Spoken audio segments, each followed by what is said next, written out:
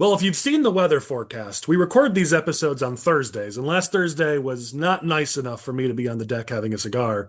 And this Thursday is just barely not nice enough for me to be on the deck to have a cigar. But Friday, Saturday, Sunday, Monday, Tuesday, Wednesday, in between those two Thursdays, would have been just fine. This is my life. This is my luck. So here we are in yet another smokeless, smoke-filled room. I guess it's going to be incumbent on all of us to bring the heat and create some smoke on our own. So, helping us do that, we've got two experts joining us. We have Don Tracy. He's running for U.S. Senate in Illinois. He's a family business owner, an attorney at Abe Lincoln's old law firm down in Springfield, former chairman of the Illinois Republican Party. Don, glad to have you. I'm glad to be here. It's Abe Lincoln's first law firm and the only surviving Lincoln law firm. I think this is my second, it's at least my second, maybe my third time to be here, but my first time as a candidate, which I imagine will be a slightly different experience. Yeah, well, we're glad to have you. And yeah, it's, I think, the first time we've had you since you've announced. And we'll talk about your race in a bit. Chelsie has been on as well, so we've got a couple Mhm. returning guests. She's the executive Yeah. director of the Citizen Farmers, and as we've said before, one of our favorites. Chelsie, I hear the reason this worked out is your whole family, but you got sick, so here you are. I know. They all got sick while I was in Naples. It was just terrible. It's really a rough life, isn't it? I know. My wife and I like watching The Office, and I just rewatched the episode where Jim gets to play basketball with Dr. J while Pam and the kids are back home with lice and all sorts of problems. And that's kind of your life right now. You're I playing felt basketball I, with I Dr. felt Jimmy. really yeah, I felt really bad for my husband. I was in Naples enjoying a beautiful sunset on a golf course, and I got a text message saying, "Thanks for your payment to Carl." So I just sent him a text like, "Are you at the hospital?" He's like, "Yeah, we all have strep." It's like, "You have fun." Oh boy. Well, we're glad you're healthy and with us. We've got, healthy, but sometimes unhealthy. We got Michael, we got Chris. What's up, guys? You guys holding up in the final month of primary season? Trying our best. Gonna have some hacking of the lungs from Michael during this episode. Hopefully not. Hey, Living off Michael of lives. nicotine. Michael lives for election season. He thrives on it. Living The off hours of that we nicotine have. and Robitussin, Colin. There you go. Whatever it takes, right? Whatever it takes. All right, we're not going to spend more than a minute or two on this topic, but it's in the news a lot right now, so I feel like we have to at least talk about it. We're recording this, as I said, on Thursday, where there's very little news, just lots and lots of rumors about the Bears. So you might not know more tomorrow than we know, but what we know now is that the hearing that many people were saying was a sign of progress down in Springfield was canceled at the Bears' behest. Meanwhile, Indiana has put out an announcement that they've moved forward to the next step and that the Bears are going to work with them on evaluating the site and taking that next step. A lot of people took this to mean that Indiana was for sure happening. Seems like that may not be the case, but maybe it could be the case. Pritzker seems pretty pessimistic at the moment. I don't know. For me, it's just a failure of Illinois that Indiana's even in the running. I got to be honest, because I'm sick and tired of losing to Indiana, to friggin' Indiana. We're in a world right now where Indiana could potentially, maybe they don't get, doesn't end up. Maybe it's just a leverage play, who knows? But we're in a world where Indiana could potentially steal the Chicago Bears from Illinois. That's how bad things are in Illinois, that we could lose to Indiana. And that's, I think, just what drives me crazy. So, any quick thoughts on the Bears? Feel free to go ahead and jump in. Well, I don't have any insight into the Bears, but I think this is just symptomatic of the overall Illinois anti-business climate. It's so expensive to do business in Illinois. Property taxes are so high that if you're a large business and you have some leverage, you almost owe it to your partners and shareholders to explore the options and to negotiate as hard as you can. And sometimes that means playing off one state against another, particularly if you have a low cost state right next door. So it's this is playing out, of course, in the headlines because it's the Bears, but this is the sort of thing that's playing out, and so, business after business throughout the state of Illinois. And then, of course, in many cases, and we lose these other businesses that, it's not in the headlines, but it's in the out migration statistics. Yeah, and the unemployment too, right? Yeah, for Mhm. Yeah. sure. Chris, I don't want to hear from you on this, but anybody else have thoughts? Chris is a Packers fan, for those who don't know, so we don't care what he has to say. I I'll mean, just I do think the.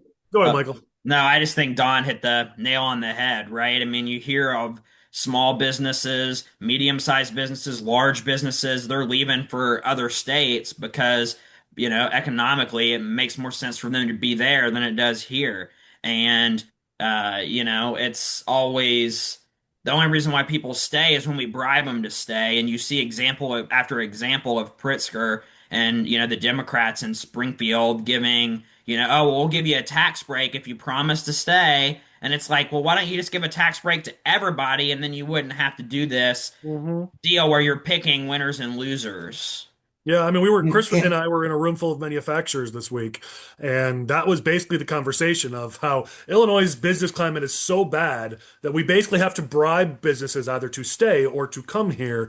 And the general prevailing feeling in the room was we would love to live in a world where Illinois wasn't making news and Pritzker wasn't sending out a press release because of one small company creating 50 jobs. Now, I'll take 50 jobs, let's be real, but in a state with over 11 million people, like, we need to have that happen every day and it not be headline news if we're creating enough jobs for our citizens. But that's where we're at right now, and it's a numbers problem. I'll have Lane bring this up on screen before we close down the topic, so you'll see it if you're watching this. But the Bears have the smallest stadium in the NFL with the lowest capacity. You look at home attendance during the regular season this last year, the Bears were 32nd, lowest in the league. That's a whole lot of revenue left on the table that other teams get to benefit from. And that's a problem. You're left at a competitive disadvantage as a result. So I get why the Bears need a new stadium. I just really want it to be in our state. They're the Chicago Bears, but we'll see what happens. All right. it's Always not move just back to taxes. Decatur. We've talked about taxes driving businesses out, but it's excess regulation. And then the other side of it is that there are some people that can't move. I mean, if you're a farmer, you can't move your farm. If No. you have a large building in the loop, you can't move that building. Or if you have some other really large manufacturing plants, it's Yep. really hard to move those. Their Some of them equipment do tends to move. be immovable. Yeah.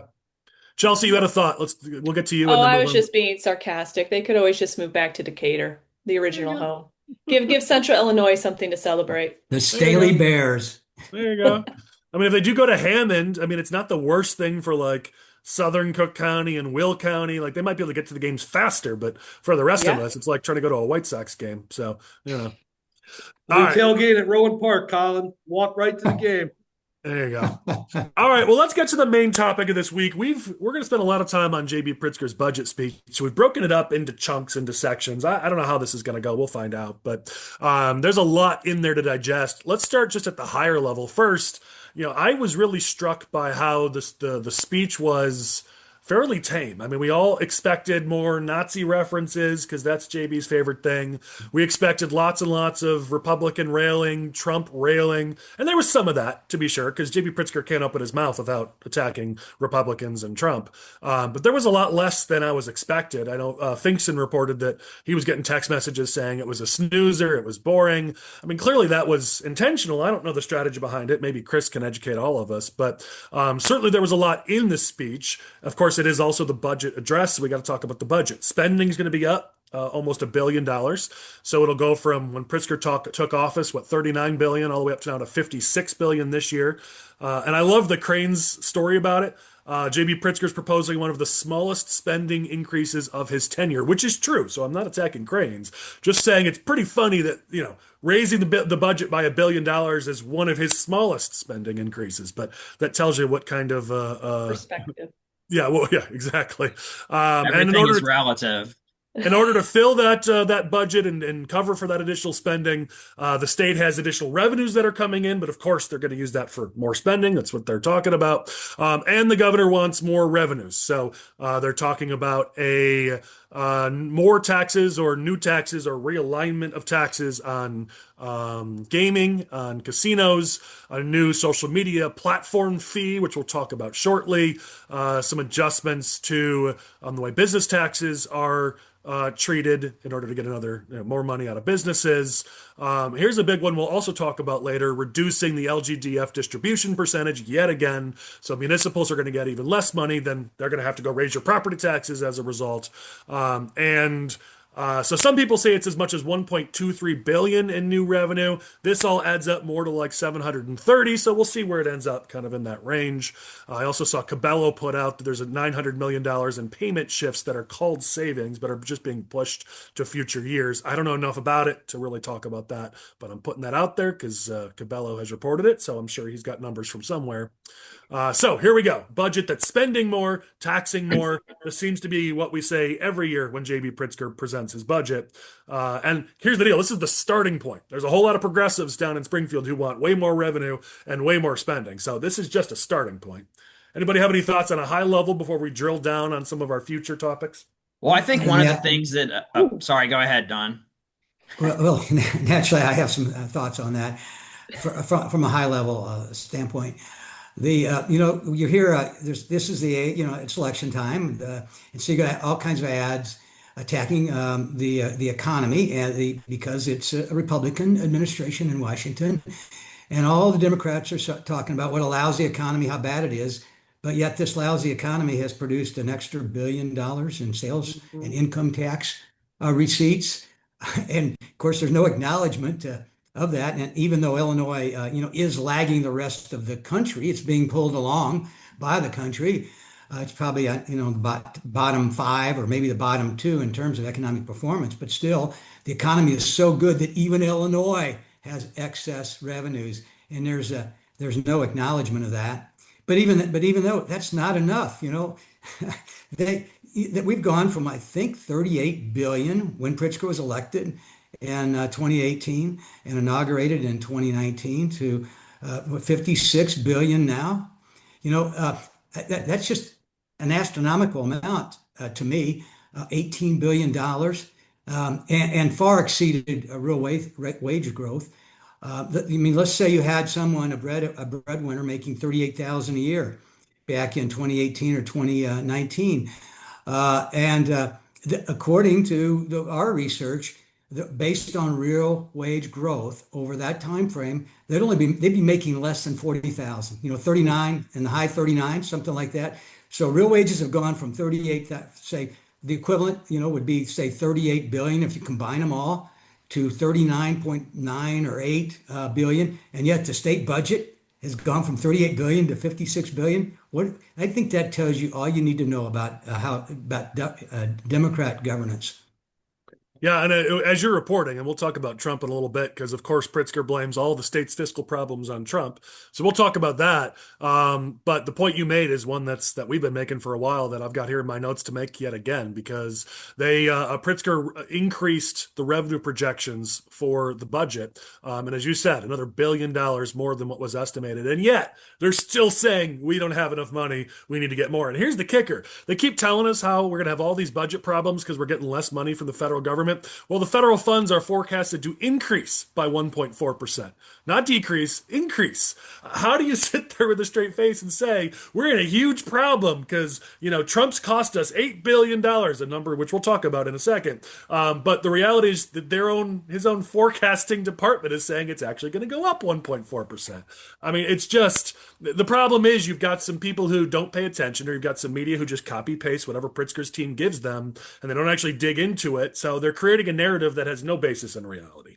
Well, I think I was going to talk to how you talked about how his tone was very subdued. It was a snooze fest. I think what we saw there was what his strategy will be when he does try to run for president. When he's talking to his base, he's going to throw out the Nazi, he's going to say all that. But when he's trying to talk to a wider audience, as he was with this budget address, he's going to try to calm it down, because with Trump, love him or hate him, whatever you think, every day in his world is like 10 usual news cycles. It's just so much. And I think people are starting to crave a slow down. We don't want everything to be in our face. We don't want it to be bombastic. We just want it to kind of go away and be background noise. And I think that is his strategic play there.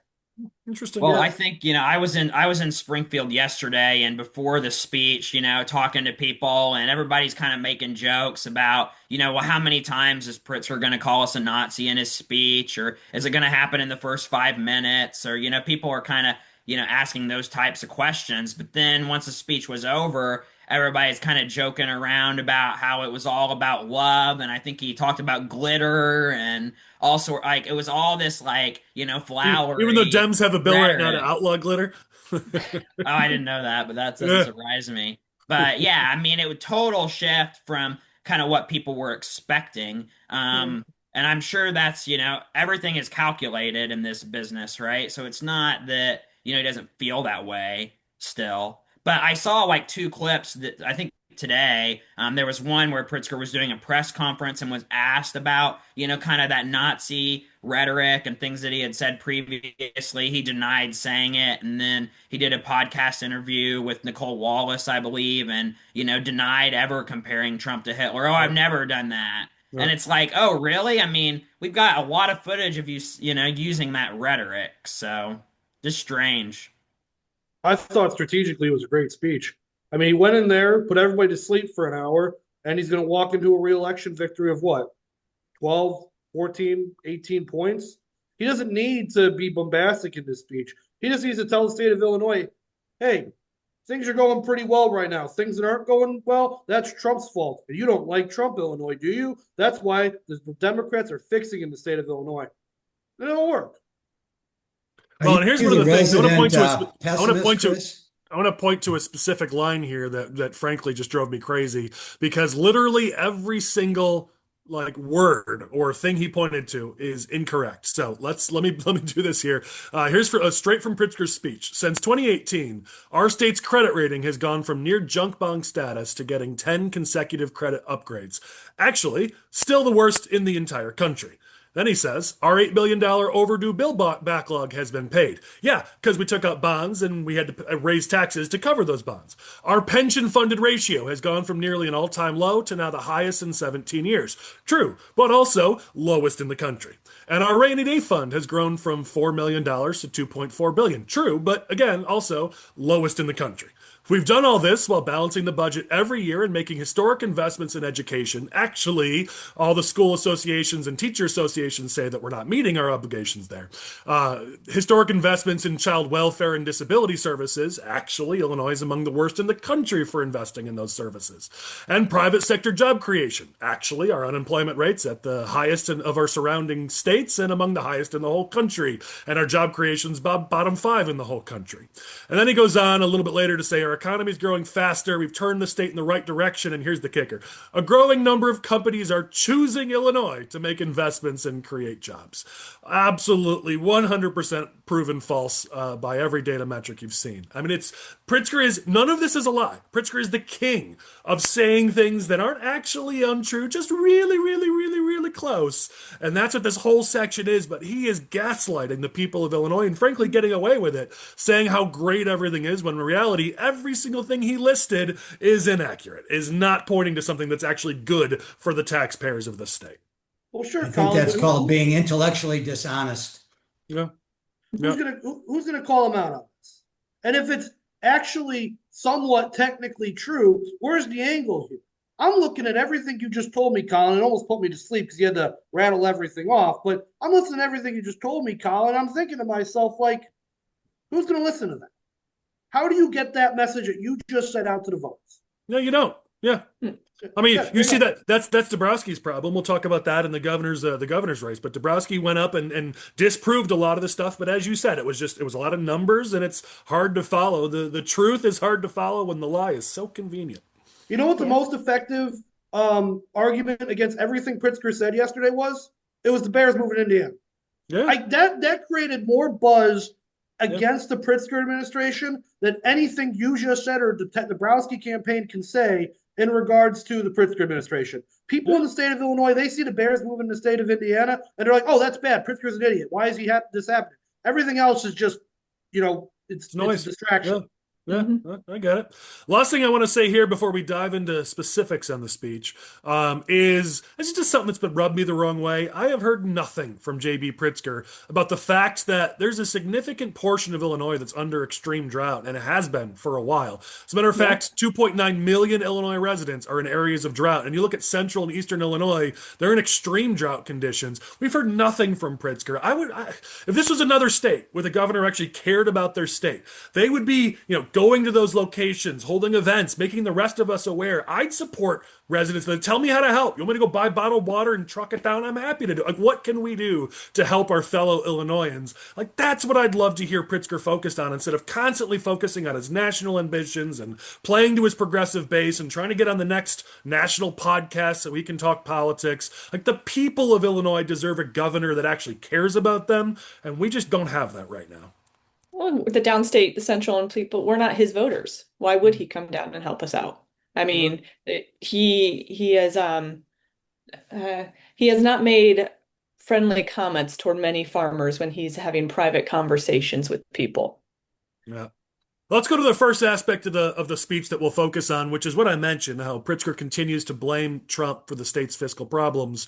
There was a portion in his speech that, from what I was told, is when some people ended up walking out, but attacking Trump for taking away resources and saying Republicans and Democrats shouldn't be okay with it.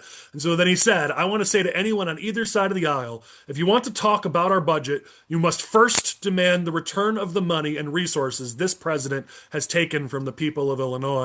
Um, Further saying that basically Republicans need not apply when we make this year's budget, which is, of course, what Welsh and Harmon do every year. They're just usually not this overt about it. But this blame game is something that Trump has been pushing, or that Pritzker has been pushing for a while. And he tried to prime this pump earlier this week, where he released through his budget office that Illinois was losing an estimated $8.4 billion because of Trump.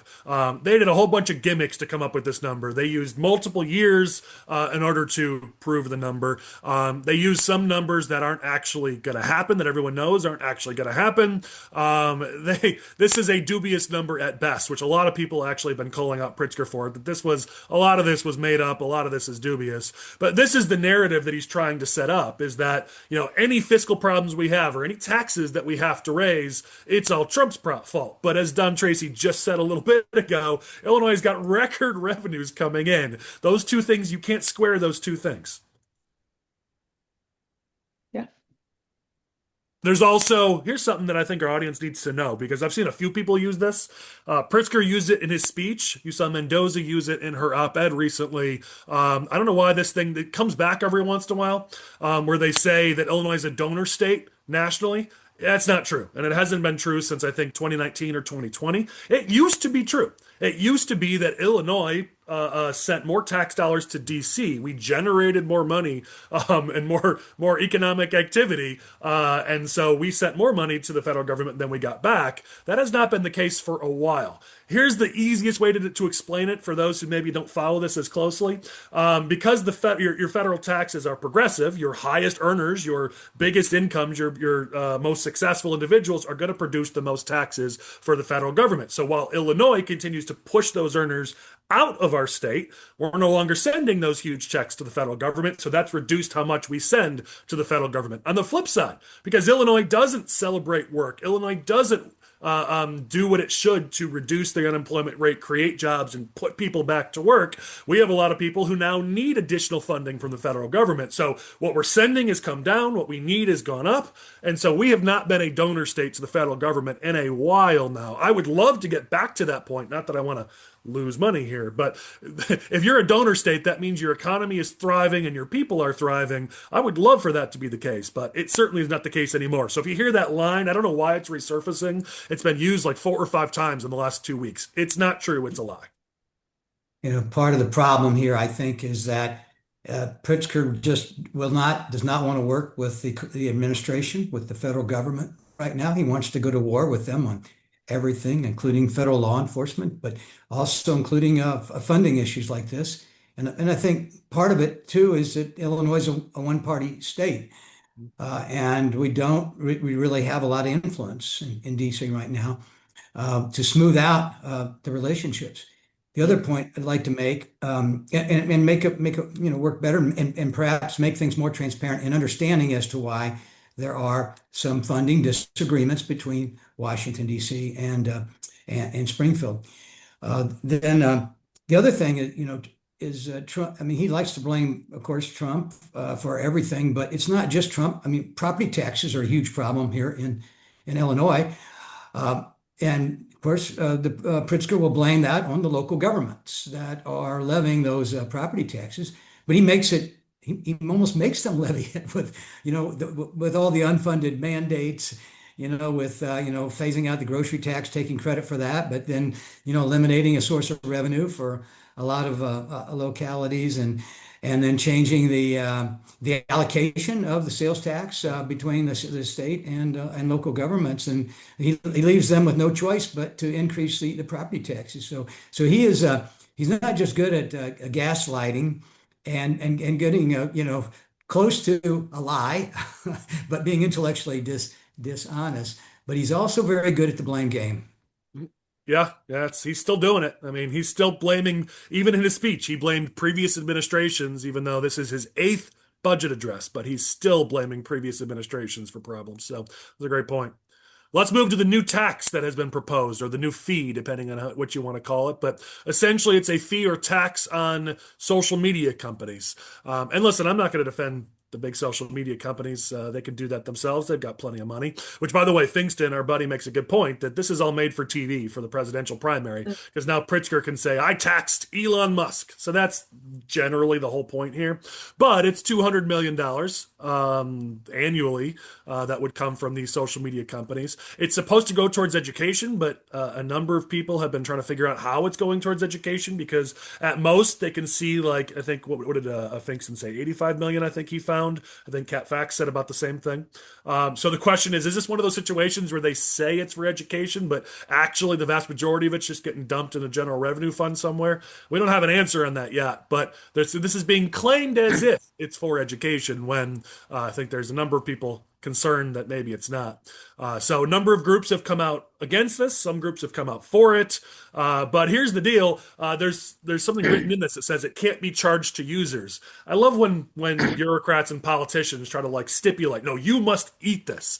Because that's not ever how it works. These are the same politicians who go out and say, well, tariffs are a tax on working families because any increase to input costs get paid by the consumer. And yet they're the same ones who say, we're going to tax social media companies, but that won't get paid by the consumer. It's, as Don said earlier, intellectually dishonest, because you raise the costs on social media companies. They're going to then raise advertising costs, which is what Irma pointed out. Irma said, yeah, all this is going to do is raise advertising costs, which many of those advertisers are small businesses trying to reach their community.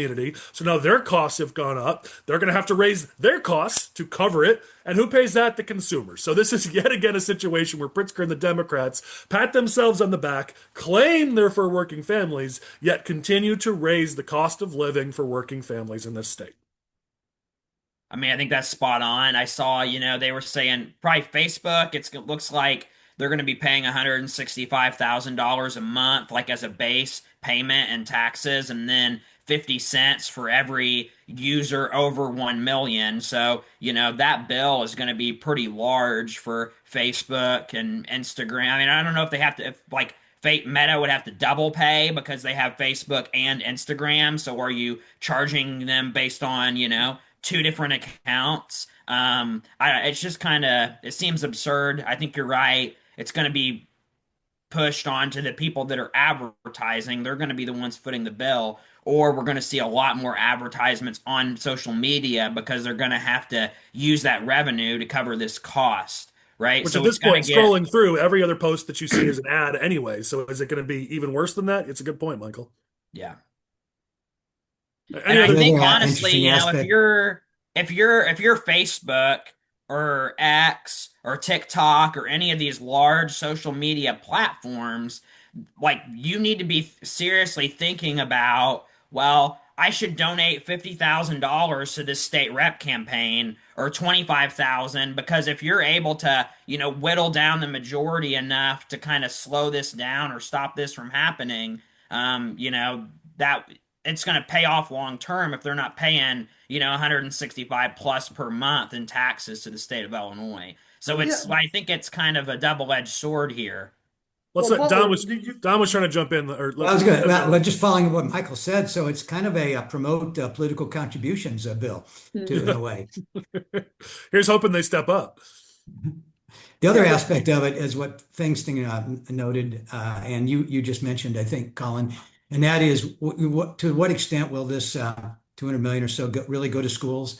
because it seems like it's a lot like when they set up the lottery and they said the lotteries, this was 30 years ago, I guess now, and it's going to bring millions into school funding and eliminate the need for property tax increases to pay for school funding, and so they bring in several $1 million to the lottery, and then what do? They reduce the general fund funding of education. It was just a shell game. Yeah, yeah. Chris, It's your just final another thoughts on this quickly. example. Oh, go ahead. Butler, do you really think that any candidate wants to take money from social media companies? That's like an election killer. Any candidate who's going to take money from Elon Musk or Facebook, oh, if they're a Republican, of course. If a Democrat takes money from Facebook or some other platform, they're fine. But if a Republican does, they're screwed. No one's going to vote for them. Republicans won't vote for them if you're taking money from Elon Musk. And Yeah, Facebook. I don't think that's true. Chelsea, what were you going to say? I was just going to say, equating this also with Pritzker's speech, not equating, but Democrats are so much better at getting their message across that the average voter who sees it goes, "Oh, that sounds like a good idea," and they don't think it through. They understand that about the average voter, and we Republicans, we don't. We're like, we're going to talk to you guys in political technocrat speak, and we're just shocked that you don't understand. Why won't you vote for us? Well, because they're busy living their lives. They're trying to raise their kids, go to school, go to work, clean the house. They don't care to like think things through two times further to see how is this actually going to impact me. True. Yeah, and I mean the idea And of a tax on social media, I haven't sounds pulled it, good. but I don't want my kids on I, social media. I want to get yeah, those I get gotta those imagine darn it polls social pretty media well. companies. So that's a good point. All right, let's go to this. Don talked about this, and this is the thing I noticed that honked me off. I was on the phone with a friend of mine who works at a with a municipality, and I had just seen this come across and brought it up when we are talking about it because it just keeps happening. So yet again, Pritzker's going to cut local government funding. The LGDF is the fund where the funding comes from the local government's share of income tax revenue at the state level. And basically, what the governor's doing here is keeping the dollar amount flat, but that means the percentage is going down because they're not letting the growth get captured by local governments. So as local governments continue their costs go up and their costs increase, they're going to get less money from the state as a percentage. So it is a cut, it is a decrease, and it's been happening over and over every year. And of course, Governor Pritzker had his office put out a 600 paragraph press release about all the amazing things we've done for local governments. But the reality is these cuts keep on happening. And for local governments, the only place they can go for their funding, most of them, especially if they're non-home rule, is the property taxes. So this is a direct property tax increase on the vast majority of working families in the state. There's no other way that you can dress this up. That's exactly what this is because you're going to cut the funding for local governments. They're going to have to find that money somewhere. And so it's going to come from your local property taxes. And Don said this earlier. This is why property taxes keep going up. It's the unfunded mandates. It's the lack of funding. It's forcing these local governments, these school districts and others to be in these situations where they have to raise property taxes. And in this case, municipalities are going to be in a position where they're going to lose a significant amount of money here, and they're going to have to look to property taxes as a result. Yeah, but can't Pritzker spin that to say that because he's losing all this money from the federal government, he has to find new revenue sources? That's what he's going to do, and that's right, exactly. But here, Chris. But here's the thing, Chris. Their defense every time when you bring up why are you raising the state budget, they're like, well, inflation goes up. I'm like, yeah, okay, government's not paying for eggs, so stop with the whole inflation argument. That drives me crazy. But the reality is, they say the state government needs more money, and I can't believe the federal government's cutting our funding. You just did that to your local government. So you don't like it when the feds cut your funding, but it's okay when you cut the locals' funding. It is so hypocritical, Chris. Yeah, but that's going to be a chicken or the egg argument there, Collin. Are you going to win that argument? Are you at this point? Are you just on the Dems payroll? Are you going to ever play ball? I wish I was. I'd make more money. You're useless to us, Chris. Yeah. Who else has competent thoughts on this podcast? Well, he's a master of not only of gaslighting, but he's also a master hypocrite. He's proven that time and time again.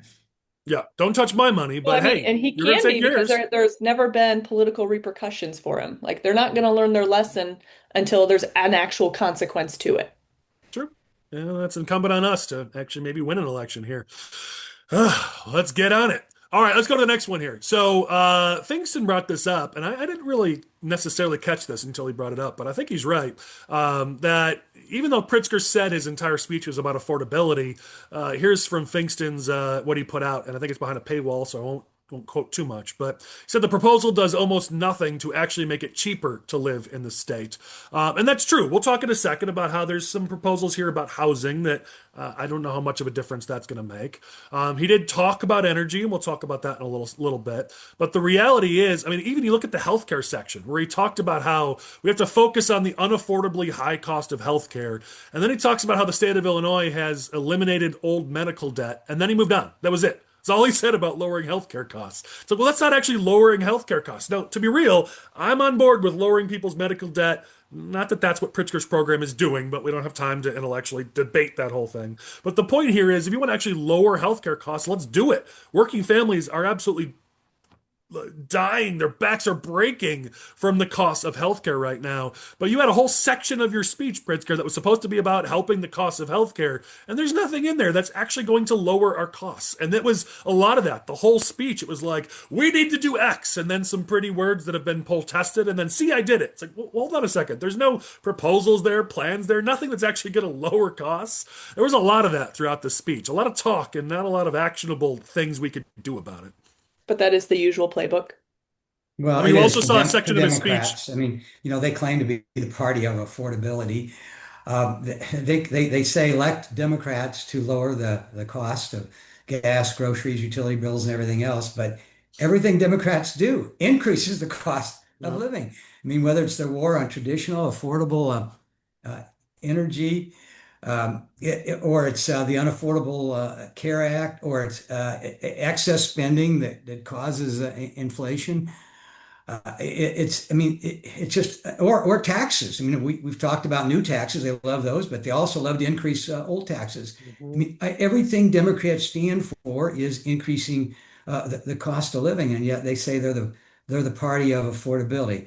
That's like putting, so if, electing Democrats to lower your cost of living, if you're thinking about doing that, that's like putting the fox in charge of the hen house. Yeah, it's true. I mean, Frankston brought up that he never talked about property taxes. We just talked about how reducing LGDF is going to increase property taxes. There's another part of this. If you guys remember, there's $50 million that's part of the EBF funding that's supposed to go towards property tax relief that Pritzker suspended last year because he said, well, I don't know if this is actually lowering people's property taxes. Everyone kind of forgot about it, but according to, I think this was from Cat Facts, that there's a report coming soon from the governor's office next month that's going to say that $50 million for property tax relief actually worked.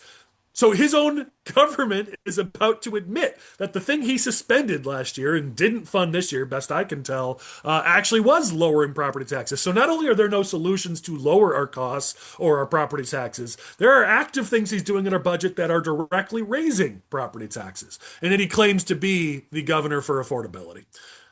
And their main solution, the Democrats' main solution for making life more affordable is not reducing the cost of living. It's just subsidies, government Yep. subsidies, which means Yep. more spending. And then they spend more. And what do they need when they spend more? More taxes. Yep. Well, and I would love it if every business owner in this state heard this paragraph from Pritzker because he went into how he's doing everything he can to rein in price gouging and profiteering. But I implore the titans of industry who regularly ask government to make their lives better, what are you doing to make your employers and your customers' lives easier? Literally, this is Pritzker speaking. It's a question I'm committed to asking every CEO who shows up in Springfield looking for help. He's literally going after businesses in the state saying, what are you doing to help your employees and your customers' lives? Like that's where Pritzker's at this point, where while he's actively making things less affordable for businesses to succeed and create jobs and thrive in the state, less affordable for their workers, he's actively attacking the business owners and leaders in this state and going after them. I mean, I want all of them to read that and hear that because we've got a problem right now where many people in the business community have not really been in the fight or in the game because I'll be honest, in Republicans, they see a party that hasn't seen too many successes recently, while Democrats have no interest in listening to them. So I get why. But at this point, you got to get in the game because Pritzker is not your friend. He is not your ally. Well, they're That getting in the sounds game. a lot like a friend of mine owned a bar in a small town I grew up in. It was called Tubbs Pub. And he was not the most he wasn't a salesman really. I mean, a lot of governors, a lot of states, most governors should be salesmen for their state. And I know Pritzker's tried from time to time, but what you just described, Colin, is kind of like my old friend, the bartender. When you go in there, sit down at the bar for have a drink, basically he'd come up and say, "What the hell do you want?" Well, he didn't use hell. There you go. It's a good Not the analogy. way to build a state's economy, and it's not a way to keep your best businesses in the state. No, it's a good point. Chris, what were you going to say? It seems like the business community is getting involved. They're getting involved in the Democratic side of politics. They're donating to Brendan Riley to take out Tony Preckwinkle right now, Colin. Yeah, I mean, at least they're getting involved with one race. We're going to need it in a lot more. All right, one of Pritzker's major things that he proposed is something I'll admit I don't know a ton about. I'm still learning about it, but we're going to talk about what we do know, which was essentially taking away local control of zoning for housing. There's certainly a need for more housing. I think we all agree, and Chris and I and many others have talked about the need for more housing, new housing, especially affordable housing in this state. As a matter of fact, Illinois is one of the worst in the country. If not, I think we had a stat a few weeks ago that we are the worst in the country for building new housing. So this is absolutely something that needs to be done. I don't know that the top-down government centric approach here is necessarily the way to do it. I'm kind of with IML on this that, stepping in and basically overruling every single municipality in the state and their ability to set, programs and rules for housing, for zoning, probably isn't the best way to approach this. So I do like that we're talking about housing and the need to build more housing, but I'm not so sure that this approach is the way to do it. Illinois realtors seem to be certainly interested in it, so I'll certainly listen to their arguments. But I'm concerned about the top down approach and overruling local government when, frankly, local government's like one of the few things that actually works in this state. Yeah, if it's going to be like dictates from on high, one size fits all type Mhm. building code and zoning dictates, basically, that's a concern. But to the extent there's some excess red tape that's preventing builders from building more affordable housing throughout the state. I can see why there would be a need to do something. But if they do it, it needs to be more of a carrot approach than a stick approach. They need to, I think, incentivize local municipalities to maybe have codes that are more friendlier for affordable housing. But again, I don't want to see it as a stick dictate approach, but maybe some reasonable incentives to And change. isn't it kind of a bit ironic, or maybe even painful, to listen to Governor Pritzker talk about how local governments are putting too many mandates and regulations in the way of anything? Like, I mean, literally, I think we talked about it. Illinois is, I think the number is 288,000 regulations that are imposed just on businesses, let alone on local governments, which is double the national average. So, yeah, anytime the state of Illinois is like, you have too many regulations. Now, they're right, but I don't know that they're the best spokespeople for that. Well, and I Rules for thee and not for me. Yeah. Well, and I think it's ironic, you hear Pritzker, you see all these Democrat elected officials that are showing up to the No Kings protest and protest Trump because he thinks he's a king and all this stuff. But you see this pattern across multiple, jurisdictions and industries. Like they took discretion away from judges when it comes to, bail, right?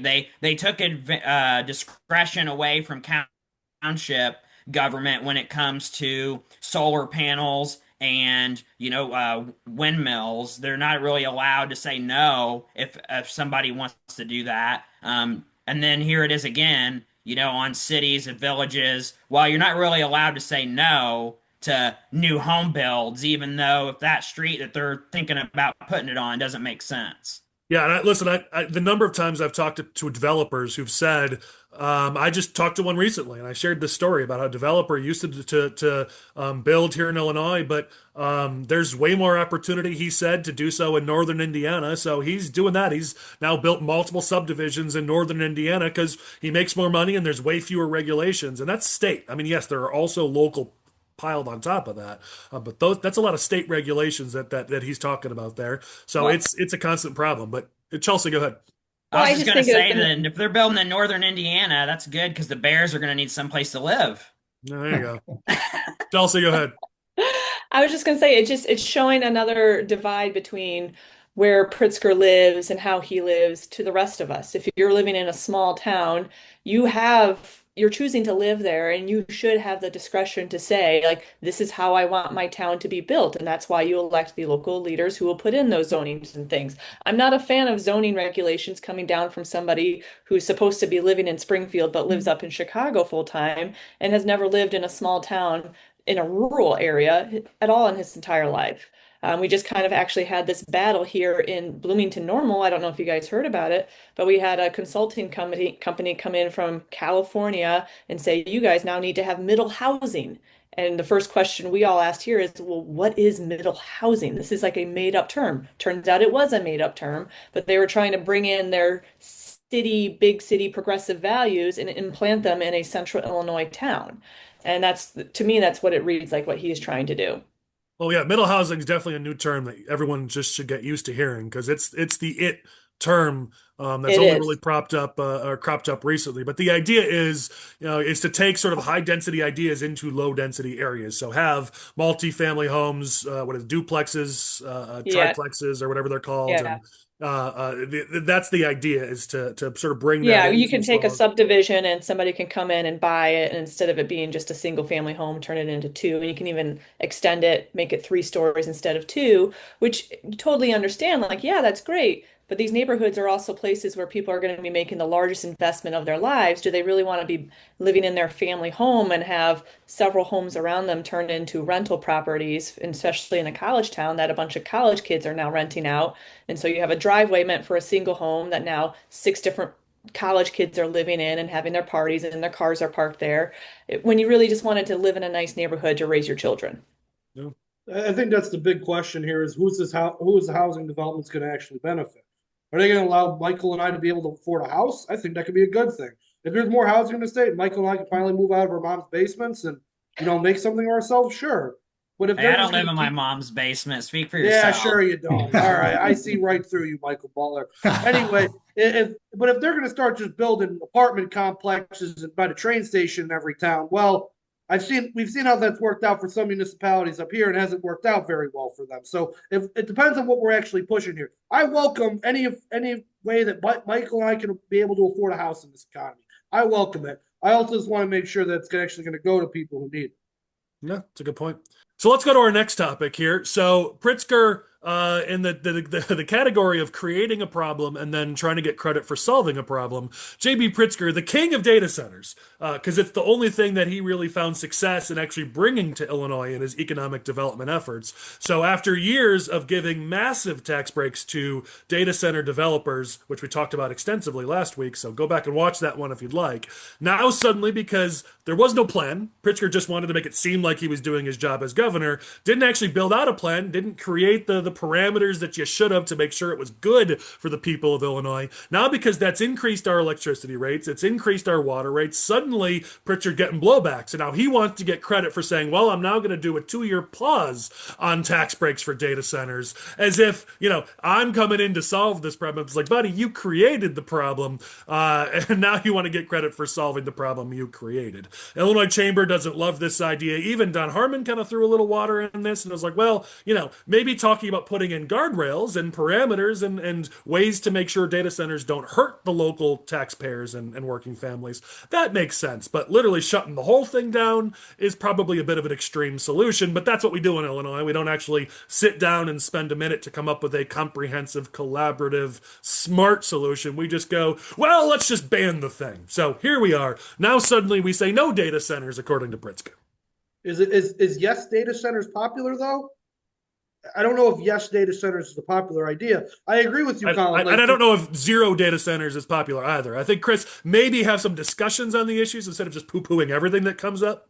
Well, no, I think that you make an excellent point, Colin, because Pritzker did create this problem because he saw the shiny thing. It's like, oh, we're going to have data centers come into my state. That means jobs. That means tax revenue. That means money. I need that. And if I ever want to have a functioning administration, okay, sounds good. Come into data centers, and now nobody likes data centers. Nobody likes data centers. Ask anybody in the state. No one likes data centers. Let's poll it. But now he's going to put the moratorium on them. And I think it's a good idea, but we could have avoided this problem in the first place if we just didn't start handing out tax breaks to the next shiny company that flashed themselves in front of us.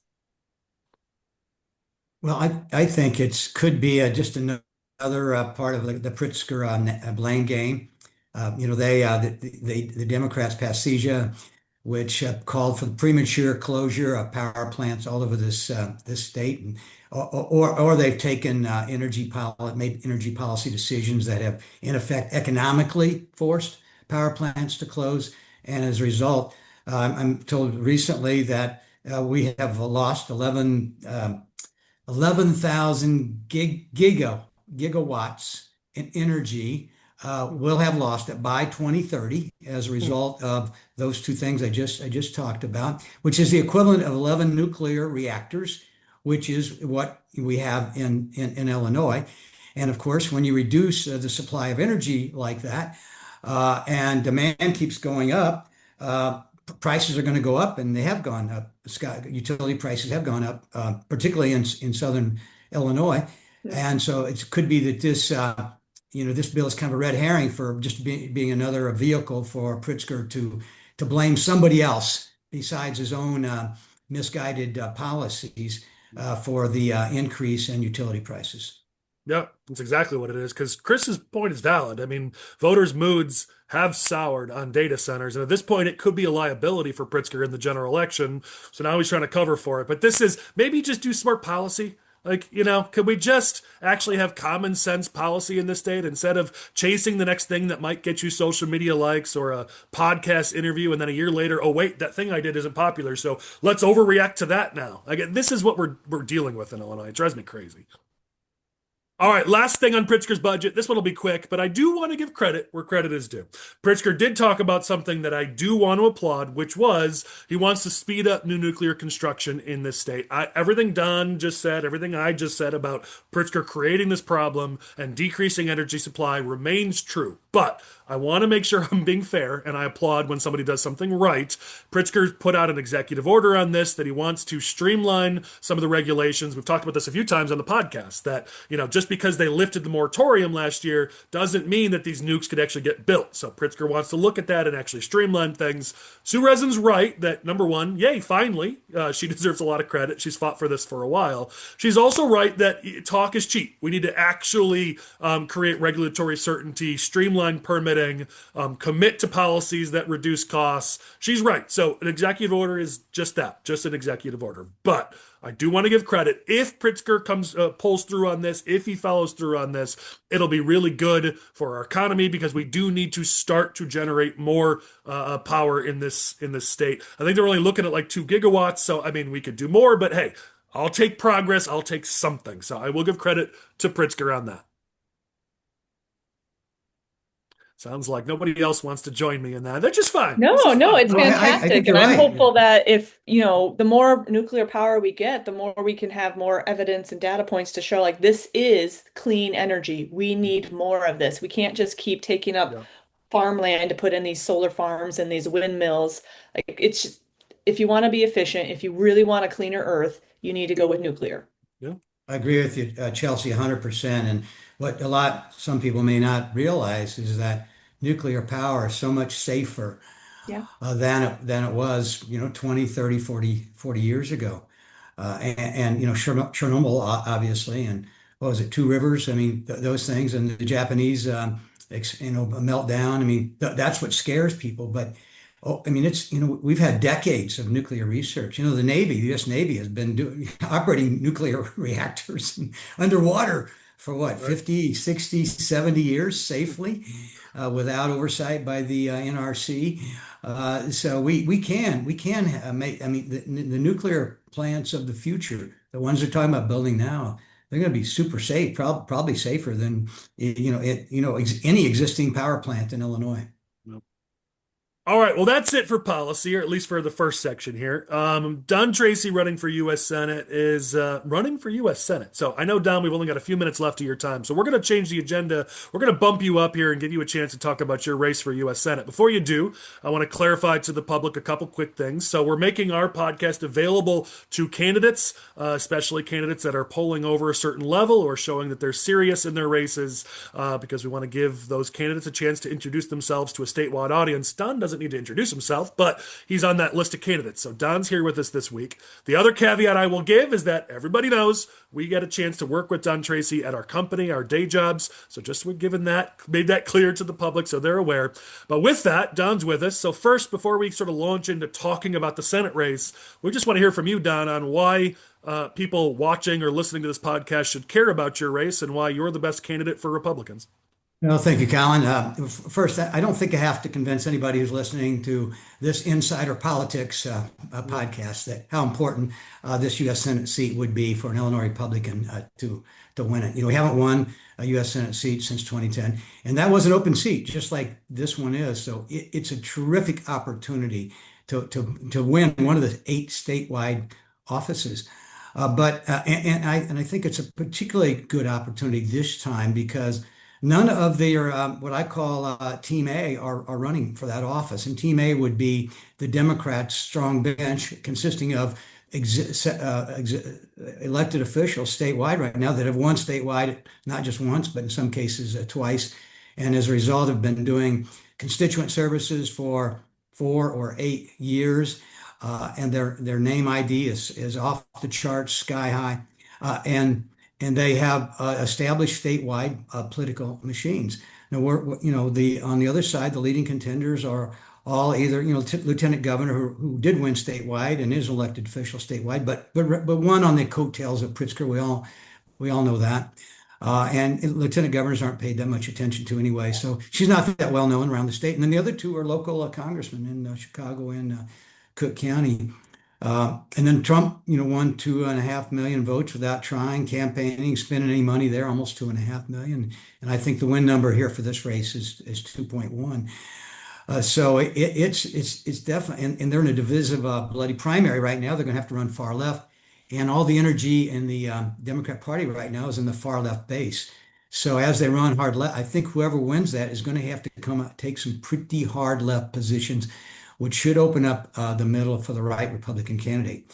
But the winner, it has to be the right Republican candidate. I think I'm the most qualified because I've had some experience having to raise political money, which is not easy to do. I've had experience herding cats in working with diverse coalitions. I've had experience, building and expanding organizations. And as a lawyer, I know how to deal with adversaries. And don't take it just from me, though, in that regard, because I've gotten, I think, over 100 endorsements from prominent Republicans up and down the state, including the entire congressional delegation. Unfortunately, it's only 3, but all 3 of them have endorsed me. 2/3 of the Illinois Republican senators have endorsed me. A majority of the Republican House of Representatives have endorsed me. And I don't think any of my other opponents have gotten a single legislative endorsement. In my home county of Sangamon, I don't know, 30, 40, or 50. I think all of the elected public officials that are Republican in Sangamon County have endorsed me, and I don't think any of my 5 other opponents have a single local elected official endorsement. So I do think it's an important seat, and that we need to win it, and I'm in the best position to do that. I also want to note that two of the opponents have taken some unusual positions. For example, Ms. Long is an advocate for reparations. I think that's pretty well known. I hear it around the state, and also is a DEI consultant. I think she says she's now advising on how not to do DEI, but before she was advising, I've heard. Haven't verified that, but I've heard she was advising on how to do DEI. And then I have another opponent, Ms. Evans, and she voted in the 2020 Democrat primary, and instead of voting in the Republican primary where President Trump was on the ballot, And I think her choices in that Democrat primary would have been Bernie Sanders or Joe Biden. So that that suggests that she is a sort of a very new Republican. And I don't I don't want to throw any stones against people that were Democrats at one time and now have saw the light. I ran for state senate 24 years ago as a Democrat, and I found out the hard way that I'm not a Democrat, that I'm a Republican, because I had to either change my principles or change my party. So I changed my party. But geez, 2020, was when Trump was on the ballot. So it's not that long ago. And then on top of that, she donated to a Democrat in 2023, just a couple of years ago. So it's not like, it's a recent shift here to becoming back to And, becoming a Republican. and that was a Democrat, I think, for the Illinois Supreme Court. So it wasn't just a dog catcher, or alderman or neighborhood friend. But anyway, thanks for the time. Main thing is I am worried about voter turnout, and we really need to up our voter turnout here in Illinois. And so, and when I was state chairman, I encouraged people to bank their vote by voting early. And so I voted on the first day, and I would encourage everyone out there to vote right away. Bank your vote, so that in case something, an family emergency comes up, that we don't lose your vote. Thank you. Don, before I lose you, because I know you've only got a minute or two left here, I just want to ask you about cost of living. I know it's something you've been pushing hard in your campaign, that you're going to decrease cost of living, make life more affordable for working families. And I know just this week, your campaign's been talking a lot about how inflation has been slowing, and that's a good thing nationwide. And not enough people are talking about, how we need to continue that trend and lower costs for people. So, what are people speak about that, and what people can expect to hear from you, not just from now to March 17th, but all the way through November, as you're the top race on the ballot. So Republicans throughout the state are all going to be sort of following you on the ballot. They need to know what you're going to be standing for and running for. So let them know that before we lose you. Well, healthcare is approaching 20% of GDP and GNP nationally, and that is unsustainable and will bankrupt the country and individuals if we don't get it under control. So, and a lot of it is due to, it's not entirely, but a lot of it's fraud and waste, particularly in Obamacare. And so we've got to fix healthcare. I don't know if it has to be reformed, but it definitely has to be fixed. We need better price transparency. We need more consumer choice. We need more market competition in health insurance, and we need to do a better job negotiating drug prices. And fortunately, I'm not working on a clean slate there. That the current administration has come out with the what's called the American Health Plan, which is an aggregation of a lot of these ideas that the House Republicans have been proposing for a long time. So I'll be pushing that very, very hard. Hopefully, we can get some bipartisan support to do all those good things, because you need 60 votes to do it big. But that's going to be certainly at the forefront of my agenda. Energy costs. The current administration is doing a good job unleashing American energy production and slowing down the shutting down of perfectly good power plants through a bill that's pending in the House. But again, it's going to be a hard thing to get it through the Senate, but I'm going to work hard to do that. Then obviously, welfare spending is out of control, due in large part to a lot of the waste and fraud we've seen in the Minnesota welfare system. We need the oversight is too lax, and there's insufficient anti-fraud guidelines, and I'm going to work hard to get those in there. So those are probably just overall government spending. Discretionary spending. We need to get under control. Yeah. All right, so appreciate it. We're going to keep talking about the Senate race, but it might be fun to talk about it without you. So I know you got to go. We've hit your time. I'm sure that'd be a lot more fun than having me here. Anyway, it's been fun for me though being on this. Thank you for doing this. I love this. I listen to it every week, and encourage anybody who wants to know anything about Illinois politics. You make this a part of your every week bucket list. Awesome. Thanks all. Thanks, Don. Bye. Bye, Don. So, keep on the conversation about the U.S. Senate race. I know the editorial board of the Chicago Tribune made the weirdest non-endorsement Yeah. that I've seen in a long time. But they did on this side of it. We'll keep on the Republican side of the race. They did say they've listed some of the some of the candidates and provided some positives about them. But then we're very favorable towards Don Tracy and said they basically said since we're not endorsing in this race, we have to leave it there. But we would have endorsed Don, which is again a really weird thing. But positive thoughts for the Tribune on this. We've seen some of the other candidates do a few things, not very much. Ginny Evans did send a mailer out this week, so she's getting her name out there, starting to get her name out there. As Don said, we've yet to see really any in-state support for her. I think it's over 70% or maybe even 80% of her donations are out of state.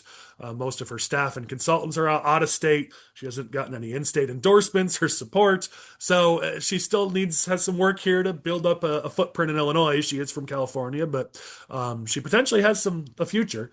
If you go to my social media, you'll see I dinged them because they misspelled her name on her own mailer, which seems, kind of amateur, but whatever. I So believe Illinois Right to Life had her listed as a Democrat as well. do they really? Yeah. So I mean, Don's been getting the endorsements. Again, we're being objective here, even though we haven't said Don is a client, but the reality is Don's really the only real race and a real candidate in this race. No matter what metric you look at, and that keeps getting emphasized by people other than us. So we'll see how this primary goes out, but Evans is saying she's going to spend a lot of money. So keep an eye on the race. We'll see if that's true. Not She's on got signs, though. claims. I've heard that they're not going to do any yard signs. No signs. Okay. She claims there's millions and millions coming. So everybody keep an eye out. There's only 4 weeks left. So I guess If we'll you've wait got until- millions and millions coming, and you're cutting yard signs out of the budget, Yeah, I don't know, man. I'm trying to stay that's objective good. best I can. That's good. On the Democratic side, we've got, that same Tribune editorial that clearly wanted to endorse Raja but didn't. I mean, I'm fine with that, obviously, but it was just really weird. They went on and on and on and on and on about how amazing Raja is and then said, but we're not endorsing. I don't know. But I don't know Stratton what has, it is like up there in Chicago, but Raja is the only candidate that is showing on TV in downstate Illinois. yeah, I I mean, haven't seen a single thing Raja for will, Robin or Ra- Juliana.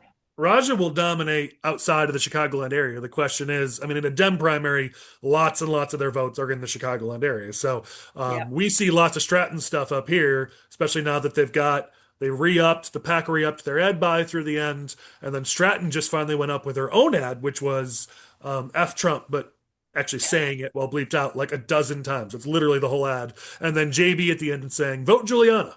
So, not super creative, or certainly not raising the level of our rhetoric in politics, but Well, that's the it's an entire ad. Raja ad is against Trump too. It's never, this is what I'm going to do. It's just I'm anti-Trump. That's it. I mean, at least he's maybe 5% creative about it, which is not, not what Stratton did in her ad. But this is the time, which we're going to talk about in a second when we talk about the Gov race. This is the time where candidates who are behind have to get attention. So just doing an ad that's the same as everybody else isn't necessarily going to get attention. Juliana's ad, it's the kind that'll get attention, some good and some bad, which, considering she's behind, that's kind of what you got to do. That ad is fantastic. That is exactly the type of ad that Julian and Stratton needed to roll out. Whoever, I mean, I know it doesn't take a lot of brain cells to come up with an ad where it's just F Trump for 30 seconds. I understand that. But the production quality of the ad was fantastic. And just the message of that ad is going to resonate with so many Democratic primary voters in the suburbs. I mean, this is exactly what Stratton did. I'm being 100% serious right now. I am not joking. I swear to you. That was a fantastic ad. Good job, Tim.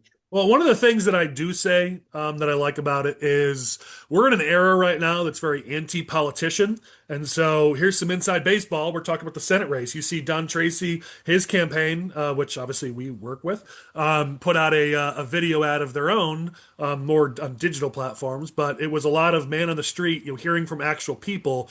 Because right now, I think voters are sick and tired of politicians. And so the more you just, like Raja, I think part of why he's hit his ceiling is it's just very all about Raja. Raja. Look how amazing I am constantly in every 30-second ad. It's never really about anybody other than Raja. And I think at a certain point that tends to turn people off, where it's just, you're just so all about yourself. Like I'd say the same thing about Croaks ads. Like I think it's cute with the kids. I do honestly like that part of it. I think that's cute and endearing. But the constantly cheesing towards the camera, every shot, she's playing with the kids but cheesing at the camera. Like it's very clear. It just feels so politician-y. Like I will give Juliana credit that most of her ad is not even her. It's other people saying F Trump. So while I agree with Chris that the strategy is decent here, I hate that I do tend to wish for more out of our political process.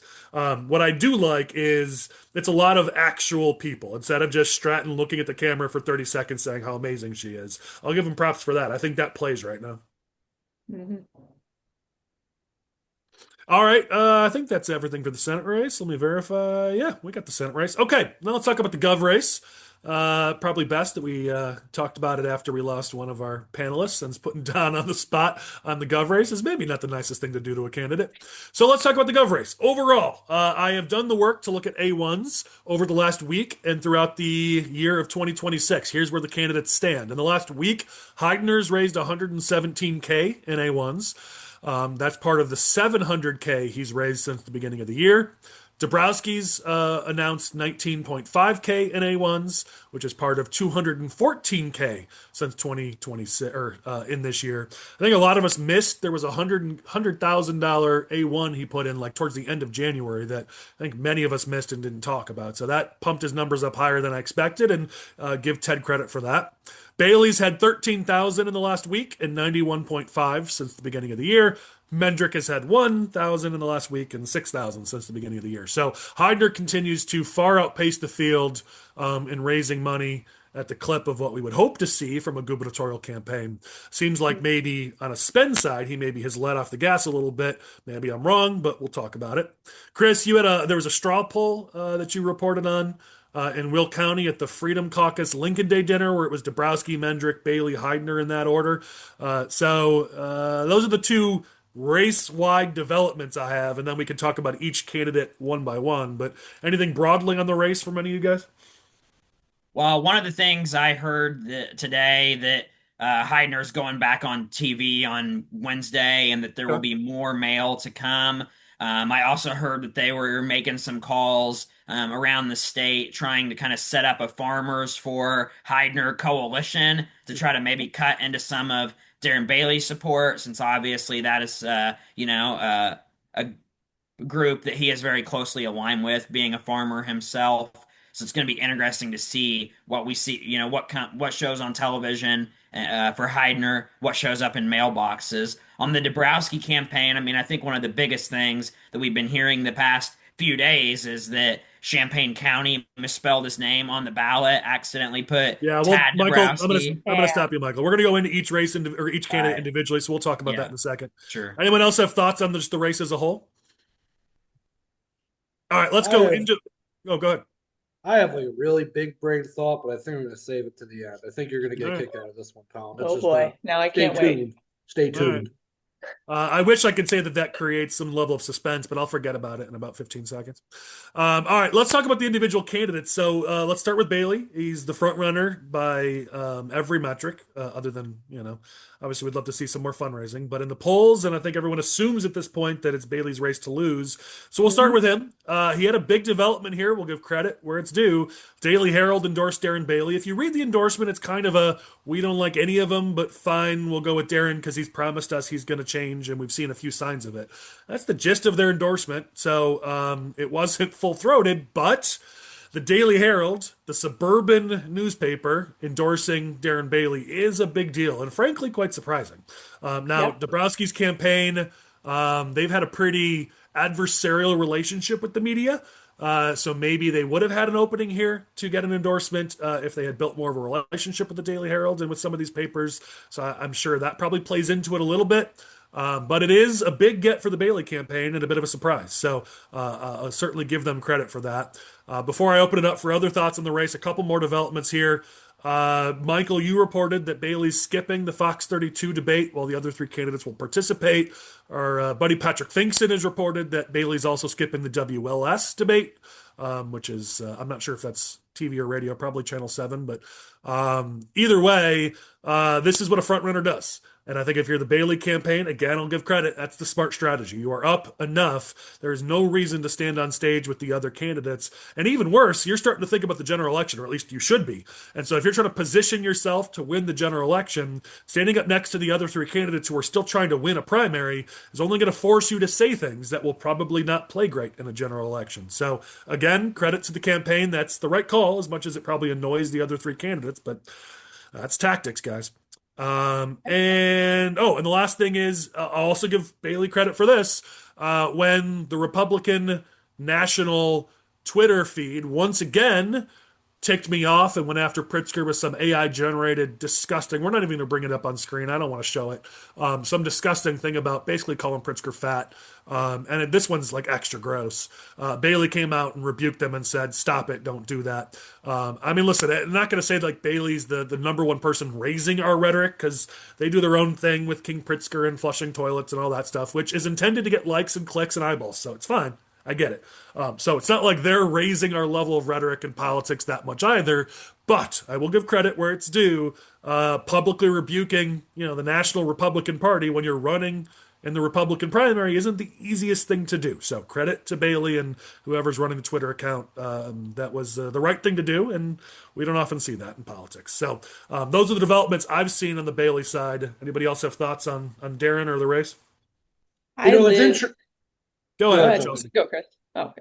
I was gonna say, I live in Bailey country. Central and Southern Illinois is Bailey country, and I got to see firsthand his first race, and I'm seeing firsthand his second race, and he is a different candidate. The first event that I went to, I was listening to hear him talk, and I texted two or three people, I think. He's a different candidate than he was last time. And they asked, better or what? And I said, he's a better candidate. He's running for the whole state, not just for Southern Illinois.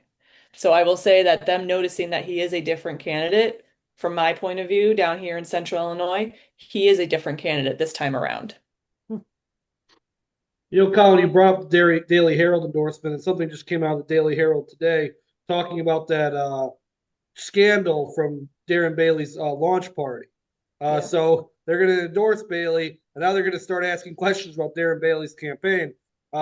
Very interesting rhetoric coming out of the Daily Herald these days. So I thought that was interesting, and I agree with you. Like, skipping the debate, if you're actually up 40 points right now, you can stop campaigning.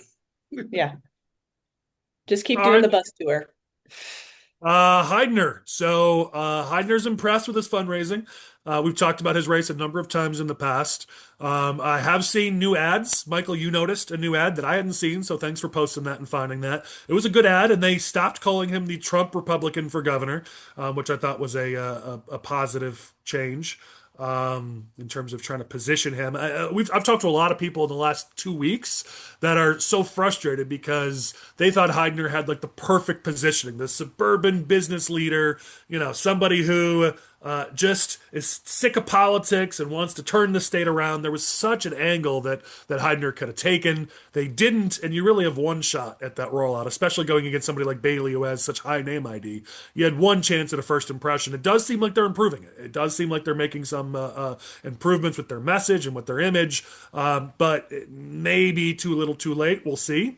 I do still question. He does kind of have that Trumpism with gold on everything. He's got the giant bedazzled flag pin, and now a big, is that like a wolf or something? The big wolf pin, and he's got like a watch and bracelets, and he's throwing them around. It's like, okay, I respect your success and you can dress however you want to dress, but we do teach candidates to try to show like you've felt their pain and you've lived their lives and you can connect with them. It's almost like, Trump did this. Like, you want to show them I'm successful because you want to be me. And so I think the Heidner campaign team, their consultants, are trying to copy paste that. But I've taught this in classes over and over. Trump's 1 out of 1. You're not Trump. Nobody else is Trump. So this idea of trying to be the next Trump or be Trump Jr. in something, it never works. It never, ever works. And the reality is, frankly, it makes it harder for voters to connect with you. So I'd love to see, a little improvement on that out of the Heidner camp. But again, 4 weeks left. There's not a lot of time to make up ground in this race. When I've been up in the suburbs talking to just your average Republican, usual voter. The name that I get asked the most about is Heidner. Yep. Yeah, we talked about it recently, and we'll talk about Ted in a second. It seems like Ted missed his window, unfortunately, but if you guys disagree, obviously that's our next topic here. But Heidner sort of took that space as being the potential alternative to Bailey, and that's I did at an event recently this week. I had two or three people ask me about Heidner. I did have one ask me about Dabrowski, so it's not like we don't hear about him. But if you're going to beat Bailey, everybody needs to be asking about you, and that's just not the case right now. Yep. Speaking of Dabrowski, okay, Michael, here's your chance. We'll talk about Ted. Obviously, as you said, is he Ted Dabrowski or is he Tad Dabrowski or is he Tom Dabrowski? Michael, Yeah. do you know? I don't know. I saw Fox 32 accidentally called him Tom in one of their promotion for the debate, and it took them about 3 days, I think, to fix that error in their article. And then Champaign County clerk, accidentally put Tad Dabrowski on the ballot, or maybe it accidentally on purpose. I don't know. With that clerk, it's hard to say. Chelsie has more knowledge about his shenanigans Got to than hang the out for rest two of weeks with us. him. It was fun. Yeah. So Yeah, Tad Dabrowski, and there's a lawsuit, and we'll see what the judge decides. It sounds like there may be a chance that a special little note is provided with each ballot moving forward saying, hey, we typoed and his real name's Ted. which actually doesn't hurt his campaign having an Which extra kind of nice Yeah. helps document. him. Yeah. So you mentioned about the clerk. We have talked about the problems out of the Champaign County Clerk's office repeatedly over the years, including many times in this podcast. So when you say accidentally or on purpose, I know his campaign's trying to make noise about this, and they should. So they're doing the right thing. But this is a Hanlon's razor situation. I talk about this a lot. Where like never attribute to malice that which is adequately explained by stupidity. I mean, really, that's what this is. They're incompetent in that office. They have been for years. We talk about it over and over. It's no surprise when I heard that there was a county that misspelled one of the candidates' names. I genuinely was like, "Oh, Champaign County," and it was Champaign County. So it's just not a surprise. Other updates on the Dabrowski campaign. They released a video, a new ad. Michael, I think you said, I never saw the press release, but you said you saw a press release that said it'd be on television, OTT, and Yeah. digital. So we'll see kind of where they put it and how much penetration they get with the message. But we talked about this with Stratton's ad. It's very similar with Dabrowski's ad. You can tell it was written to get attention. Now, it's not as effective as some of the previous ads we have seen in terms of getting attention. It's not as controversial, which may be a good thing, maybe a bad thing. But you could tell it was intended to get attention. I don't know that it will achieve the same high level that some of the others did, but the others like Ives' ad or the Bailey general election ad, like some of those from a couple years ago, got a lot of controversy. So maybe it's intentional here to pull back a little bit. And if so, I certainly understand that. But it's an interesting ad saying, Pritzker says, if you come from my people, you come through me. And then Ted comes on and says, well, who are his people? And then goes and rails on illegal aliens and says, well, then I'm coming for you and I'm coming for your people. It shows strength, which I'll give him credit for. I don't necessarily agree with sort of going so hard line on immigration. I think, Jim Oberweis and others have proven that eventually bites you in the butt. But I do get that he's in a primary and he needs attention. So any thoughts on Ted or the race from his perspective or his ad? This is my big brain thought. So if anybody has any thoughts about Ted, say it now before I really blow this podcast up, okay? Oh boy. Is it going to be like a Demolition Man scene where she's like, let's go blow this guy? And he's like, no, up. Blow this guy up. Is it that kind of a mistake, Chris? This is a legitimate topic of conversation. I want to jog your guys' brains here. So much like any person who I just say I know how to use the three seashells, but go ahead. I have no idea what you're talking about. Yeah, see, I told you. Yeah. So anyway, I like many other people who understand how numbers work and understands how the electorate is. We're anticipating very low turnout in this Republican primary. I don't think anybody on this panel disagrees with that. I think this is going to be a low turnout Republican. One thing that Ted Dabrowski has that I don't think Darren does, I don't think Heidner does, I think Mendrick has a little bit of, but I think one thing that Ted Dabrowski has is that he is getting support from a number of organizations. Yeah, true. And in a low turnout Republican primary, where you're getting the support of committeemen, precinct committeemen, who may or may not get your information out to their voters, could we expect Ted Dabrowski to overperform what we are expecting right now from him in this race? Because right now, I think, in a vacuum, Colin's right that Dabrowski's time has probably passed him by. Heidner's the one spending the money. He's the one whose name is in the minds of John Q. Republican who may or may not show up in this primary. That's true. But let's say this is really low turnout. And to whatever extent there is a Republican Party infrastructure in the state, seems to, by plurality or maybe even a slight majority, support Ted Dabrowski in some way. Sure. Could we expect Ted Dabrowski to overperform? And it's going to be us on election and looking at Ted Dabrowski with just a number here, no data to back this up. Could we expect to see Ted Dabrowski with 22% of the vote to Darren Bailey's 38? And we're like, well, Ted really did better than that 10 points that the polling was saying that he was at. Just a thought, open for discussion, because not saying I believe this, just where my brain's at. It's possible. I mean, listen, I've said since the beginning of his campaign, Ted's campaign was the one that gave me the most hope, and I was the most hopeful about Ted's campaign. So there's a part of me that still hopes you're right, Chris. To make that happen, there's a path to that. There's a strategy to that, which part of this podcast is intended to help our audience learn. So let's pass on some information. The only time sample ballots are actually useful is in a primary election. A lot of these organizations tend to do them in the general when it's just, oh, good, you're telling me to vote for every Republican. Thank you. I could have done that myself. It doesn't really do much in a general election. But in a primary, sample ballots are incredibly powerful. And so, if the Dabrowski campaign had gotten started early enough, the strategy should have been go to every township, every county, try to lock up every endorsement you can, especially because, Chris, as you said, he does have a lot of the institutional support. He's got a lot of legislative support. You could have parlayed that into organizational support, and maybe they have. Maybe they're doing this. I haven't seen it, but it's possible. But you get out. What I would have done is gotten out just in every township and county that I could. Official Republican sample ballots with my name selected. And that's how you do what you just described. Does it happen just because the organizations have said they prefer you and the 3 precinct committeemen that they have that actually work are going to carry your stuff? Probably not. Does it happen because a whole bunch of legislators endorse you but then don't actually lift a finger, like, putting stuff out on your behalf? Probably not. But if you activate that support, which maybe they're doing, we'll find out soon. But if you activate that support, now, yes, you could overperform. So I think, to your point, Ted has the potential to surprise everybody on election night and overperform because he's got things that we call force multipliers in politics. He's got support from people who they don't just equal one, they could equal 20, 30, 50, 100 people. And so he does have that potential, and we'll find out soon if they tapped into it during the campaign. Again, this is anecdotal, but as I've been around the Chicagoland area and talking to organizations, a lot of them I go into their offices, they got Ted Dabrowski literature piled a mile high, their stuff in bags. Something that I did not actually expect the party to be doing at this stage because I was very pessimistic entering into the cycle that the infrastructure wasn't Chris where was I thought it was. pessimistic?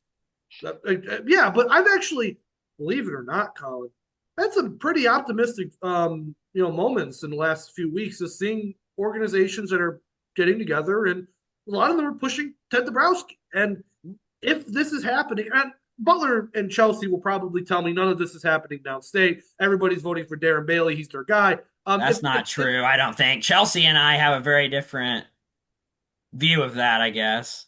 Well, I know from the counties that I travel the most in, McLean, Vermilion. Oh yeah, where Mike Bosch wasn't on the ballot. Yes. I guess so. Yeah, that is a good thing to point out. Like Boss, nobody where I live knows Boss, so it's still where I live, Bailey. We're country, still like downstate. screw Darren Bailey. Sorry, I don't want to flip anybody off on this podcast. Sorry, I didn't mean to do that. But I mean, I've traveled pretty far and wide, Southern Illinois. I mean, I was in Union County. People down there were telling me, "Oh, we're voting for Mendrick. He's been down here a few times. We like the guy. Seems good. We can't stand Darren Bailey." Then I was in Williamson. My cousin lives in Williamson County. He called me and said, "Hey, our whole family's voting for Heidner. We got the mail. He's the only one that can do it." And then in the Metro East, it's very like Dabrowski, and I think a lot of that is because of the influence people like Jason Plummer and Jen Cordy have on the region. But I did think it was interesting, and I should have said this earlier when we were talking about Bailey, that you look at that bus tour, He's not going to Madison County, St. Clair County, Monroe County, Randolph, none of the Metro East counties he's coming to, which is, I don't know if that's because he thinks we can't stand him, which may be true. But he's not showing up here, which I thought was interesting. I think he I might just just know that that's not where the support is at. So he's going to go round up. He's going to go to the spots where he can get the big crowd of 50, Well, that's 60, what you 100. do at this point, right? It's Yeah. turnout, turnout, turnout. Yeah. because this is my final point, and I'll let Colin close us down here. Is that You'll I let keep me. Thank you. yes, of course. I'm the real star of the show, Colin. You know this. But one thing that I've been saying for months is that the energy level for Darren Bailey in the grassroots of the party, in the Chicagoland area, I get that. I'm just a Chicago, but in the Chicagoland area, it's not there. I go to Republican GOP meetings, and everybody I talk to says it can't be Darren Bailey. It can't be Darren Bailey again. And you go to the DuPage County, it can't be Darren Bailey again. And yeah, Aaron Delmar has some support in Cook County. Not denying that whatsoever. But the energy, I'm telling you, I'm not running into people with Darren Bailey t-shirts at Republican meetings. I'm not seeing people who I know have no connection to Republican Party politics talking about Darren Bailey on social media or at the bar. I'm not seeing it. It's anecdotal. I know. It doesn't actually matter. Was that happening last time? Yes. Darren Mm. Bailey had the juice and had the energy in 2022. It wasn't just Irvin's collapse that carried Bailey over the top. It wasn't just Trump's endorsement. Bailey had natural energy from a conservative grassroots base, and I don't see it this time. And I'm very curious, to see if Dabrowski or even Hyder, I guess it's going to send to Hyder a little bit too, because he's the one who's up on TV. I'm very curious to see if one of those two people actually get close enough to where you're like, wow, Yeah. Bailey really didn't have the support that we Well, thought. what I'll say, Chris, what I'll back you up on that is it's pretty clear based on our data and our polling that motivation and strength behind the Bailey ticket is not as high as it was. People are backing into it. They're still voting for him, so I don't think they're going to care. They'll have the votes on March 17th. But what it does tell me is that he could have been beaten in the primary. And I think that's what's going to haunt a number of people who wanted to, whether it's the other candidates or people who maybe wanted somebody different. I think what's going to haunt them on election night is they could have won. I think if it's a situation where Bailey just blows the field out by 60 and had all the energy and there just was no space, all right, fine, you were never going to win. But these other candidates could have won. Bailey is vulnerable in this primary, but nobody has driven a Mack truck through that opportunity. And kudos to the Bailey campaign; they're running like a front runner and it's working. Mm-hmm. All right, let's go through our remaining topics decently quickly so we can close this down. Chicago Tribune has rolled out their endorsements. I'll just rattle these off, and if you have any of these races you're interested in, feel free to speak about it when I'm done. Eighth, congressional districts in the 8th, they went with Jennifer Davis, Jeff Walter in the 11th, Joshua Lloyd in the 13th, no endorsement in the 14th, Dylan Vansel in the 17th. For state senate, in the 33rd, they went with Jessica Brueggemans. In the 36th, they went with Brad Beekman. 59th, Paul Jacobs. And then for House races that we're watching, 76th, they went with Liz Bishop. 89th, Tony McCombie. 94th, Norine Hammond. 107th, Brad Holbrook. 109th, Charlie Meyer. 116th, Dave Severin. 118th, Scott Duty. So there you go. The Trib has weighed in on a bunch of races. Pick one you care about, tell us about it, and then we'll go to the next topic. Well, I noticed on some of them, not like 15th congressional district, they didn't endorse Mary Miller. They endorsed one of the opponents, and you saw some of that kind of TDS like soaking through. And I can understand that, like on a swing district or like a race that you would perceive to be competitive in the general. But it's like Mary Miller's going to get 80% of the vote. But I guess if you're the Chicago Tribune, you gotta stand on principle. And I was honestly kind of They're surprised. making a statement. I mean, Yeah. Yeah, we hate Trump and, everybody needs to know it, I guess. And 13th, I was kind of surprised by that because obviously Josh has run before, wasn't a, great performer on the ballot in November. And from on the ground, everything that I'm seeing, I mean, Jeff Wilson is campaigning, he's at everything, and you never really see Josh at all. So just, I don't know. It's easy to make endorsements from 300 miles away. this is true. This is true. Anything else stand out to you guys? If not, we can keep moving. I saw that the Tribune also endorsed Nikki Conforti, so I thought that was interesting. Yeah, I'm mostly focused on. Yeah, you're right. I'm mostly focused on. I don't know. You're right. I missed that one. Maybe it was because I saw the article from Nikki where she was saying stop all immigration, period, for a while. And I was like, seriously? So maybe I just was still annoyed about that. All right, let's go to the next one here. So we don't have to talk about this a lot, but we talked about it last week about Neil Anderson's bills that he filed for personhood and then the reestablishment of the death penalty. We talked about how it was frustrating to Republicans. Well, we just want to sort of put a bow on this because it's gone full circle. So Neil Anderson did move forward with that press conference on Tuesday. There was Mhm. nobody from Illinois there. It was all out of state people who have pretty interesting and fairly crazy backgrounds that are just not going to play for Republicans, heck, even in a primary, let alone in a general. And you had Neil Anderson step down from leadership. Leadership came out and clarified they are not with this. This is a bad bill. It's awful. No Republicans in the House and Senate back it. You had even Darren Bailey came out and said that Anderson needs to pull the bill. Seth Lewis, Darby Hills.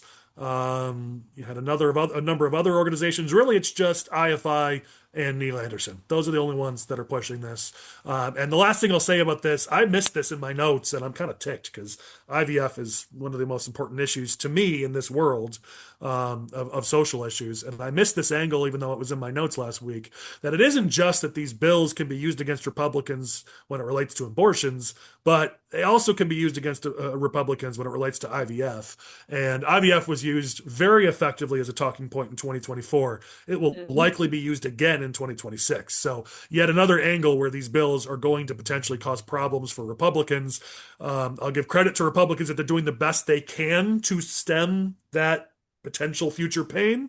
But it's not going to be enough. Dems are still going to use this no matter how much we try to cover for it. Though, again, we're doing what we have to do. So, Neil is.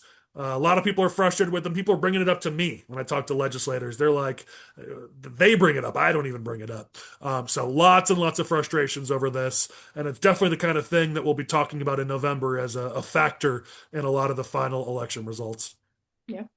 Yeah, it's an unforced error. And if your main objective is, I want to save babies from abortions, you just set the pro-life movement back 10, 20 years in Illinois. It's not like we've made a lot of progress. We've only been regressing, but now you've just made it even more difficult on us. And I know that we all have to answer to our creator and who we believe in, but if your ultimate goal, like I cannot figure out any rational way to explain why you would do this bill and then also put on top of it, yeah, I want to criminalize women and also let's bring back the death penalty. Like any smart Democrat's going to be like, he wants to kill women. And you look at the Not even bills, you're like, smart. oh, Like it doesn't take any brains at all.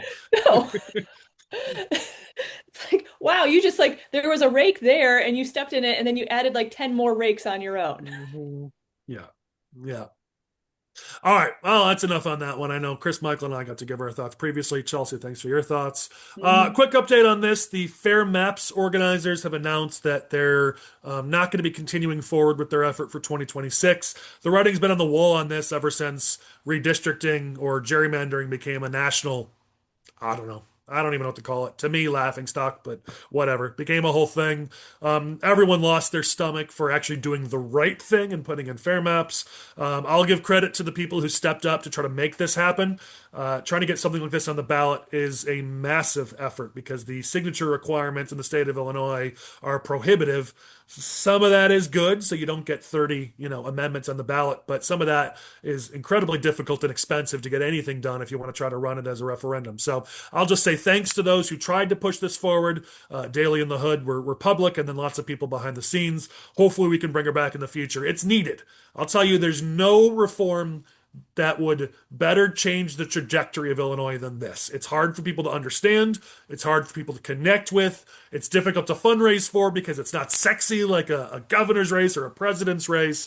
But if you actually want to fix our politics in this state, it's the fact that every district or almost every district is deep blue or deep red leads to a complete inability for anyone to work with anyone down in Springfield because only both extremes are represented down in Springfield in many cases. You actually want to change that. Fair Maps is the number one way to do it. So thank you to those who pushed it, and I hope we can do it again soon. Okay.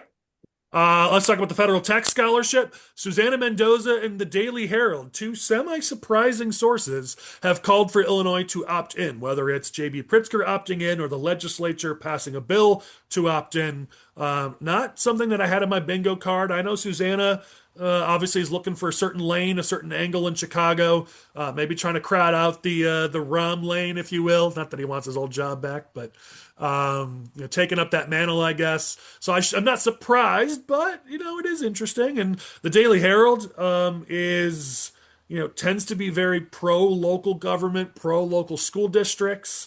So again, I'm pleasantly surprised that they're looking at this like they should, which is additional funding for our schools, for our children, for education, rather than looking at it as an us versus them, this group versus that group kind of situation. So I'm very pleased by that fact. Certainly hope that everyone can look at it through that lens because I'm one of the biggest voices out there for fully funding our public schools and making sure our public schools are places where kids can learn and grow. But I also recognize that there are people who want to send their kids somewhere else, and those kids also deserve an education. We should be investing in all of our children in this state, and that's this scholarship credit. That's the goal of it. That's the point of it. So I'm glad we're at least getting some real conversation about it instead of just sniping with talking points back and forth. Yeah.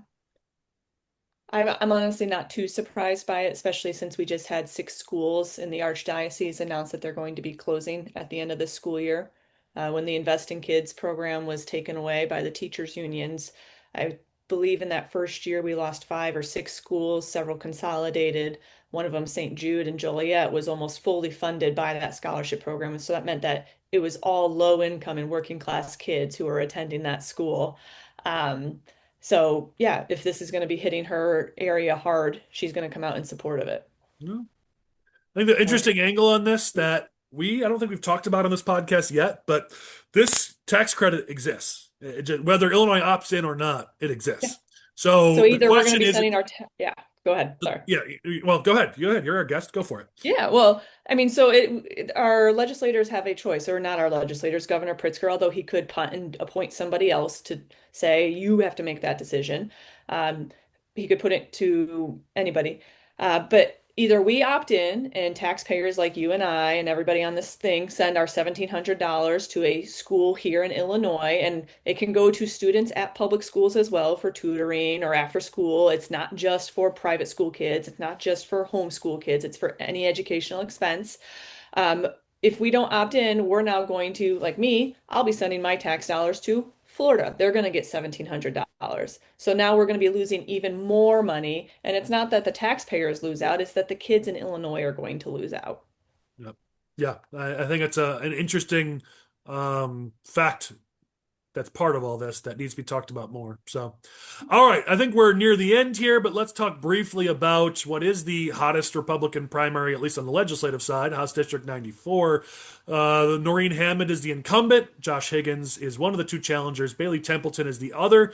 Higgins is the main challenger from everything that I've been able to see, but there are 3 candidates in that race, which is important because that could end up being the final factor here because anti-incumbent votes tend to be split between other candidates who run. So certainly relevant, but Higgins is the main challenger, and you can see that in the mail and the text messages, which are getting real nasty.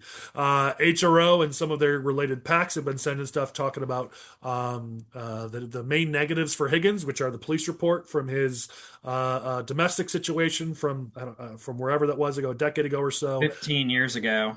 Yeah, okay. And then the votes he's had to make on local school boards or local boards, school board, I think it is, which have captured growth, but that means raise the budget. So it's certainly a valid hit, one that everybody uses in politics. So the question is going to be, can Higgins withstand that? But it's definitely some of the text messages are a bit, I'll say, over the top. I mean, I think you're walking the line. And here's the concern I have for HRO here is when you take it too far, it backfires with the voters. And I'm seeing these texts. There's been a few examples where if it hasn't crossed the line, it's come very close to that line. We'll find out on election night because nobody's polling this district. Nobody's, going to give us any numbers here, but both sides seem confident. So I guess that's something. But these are the kind of things that I see put out that I have in the past see potentially backfire. So that's the concern I have. Is that going to be the end result? But we'll see. Last fact here is Daily Herald came in and endorsed Norine Hammond for that district. Not necessarily surprising, but it is a development. So I'm sharing that with everybody. Anybody have thoughts on HD 94? Well, I would just say, like in general, not necessarily specific to this race, but you have candidate quality matters. And there are people that run for office and primary incumbents or run in open seats that have issues in their background, which, may not end up being a problem in a November election in that district, right? Because the number of Republicans is just through the roof, and whoever is running as a Republican is going to win. Or in this case, I don't even think there's a Democrat on the ballot and they can't slate, so it doesn't matter. But those issues that candidate has can be used against elected officials and or candidates in districts that are competitive, especially if a check is written. We've seen that happen before. So you can't be short-sighted on these things and say, well, they're going to win by 60 points in November, so it doesn't really matter. Well, it may matter for Darby Hills or Erica Harris or Kevin Schmidt or Jimmy Ford or somebody in a competitive race. So I would just say be careful. Hmm. My Interesting. question I'm assuming polling was done that showed the race probably being close, because my question is, why do it? I mean, the HRO is definitely right to be nervous in this race just because I've tried to keep tabs on it best I could because I don't live near the district. But the people I've talked to have said like some of the Republican organizations in the district aren't Norine's biggest fans. They're actively opposing her, so she's sort of struggling with sort of that part Mm, of the race. And she hasn't really been challenged, so it's not like she has crazy high name recognition in the district. So I'm not right. sure if they pulled her or not. I'm sure they have. I mean, they had to Yeah. have pulled it. But there's a reason why I've been saying for months, people pay attention to this race. We've done a live episode with Norine. I thought she did great. We had Josh on. I thought he did well. I don't have a horse in the race, but I have been telling people don't sleep on this race. So I do think HRO is right to be engaged here. I think some of the tactics again may backfire, but maybe I'm wrong. I think maybe they have a plan here, but it's certainly one that's going to be interesting all the way through March 17th. Yeah. Well, I mean, it's already made several members inside HRO's caucus speak out. So we're And that's what already not a very unified caucus, and this is not going to help. Yeah. And then the question becomes, who do you blame? I mean, this is where we always get to in our politics. Everyone blames Yep. somebody. So the people on HRO and Norine's side are going to blame Higgins and DeVore and the grassroots. And then the people on the conservative side are going to blame McCombie and HRO. And honestly, I don't think anybody deserves blame. It's a primary. We're in primary Yeah. season. Suck it up. Get over it. But at the end of the day, this is what we do in the Republican Party. We fail and blame everybody else for our failures. So I'm sure after March 17th, we'll all be blaming somebody for all of our own faults and failures. And then we'll go into November, get our butts kicked, and blame somebody for that too. You got to enjoy consistency. There you go. The only comment I have is if the Democrats did this, would anybody care? Did what?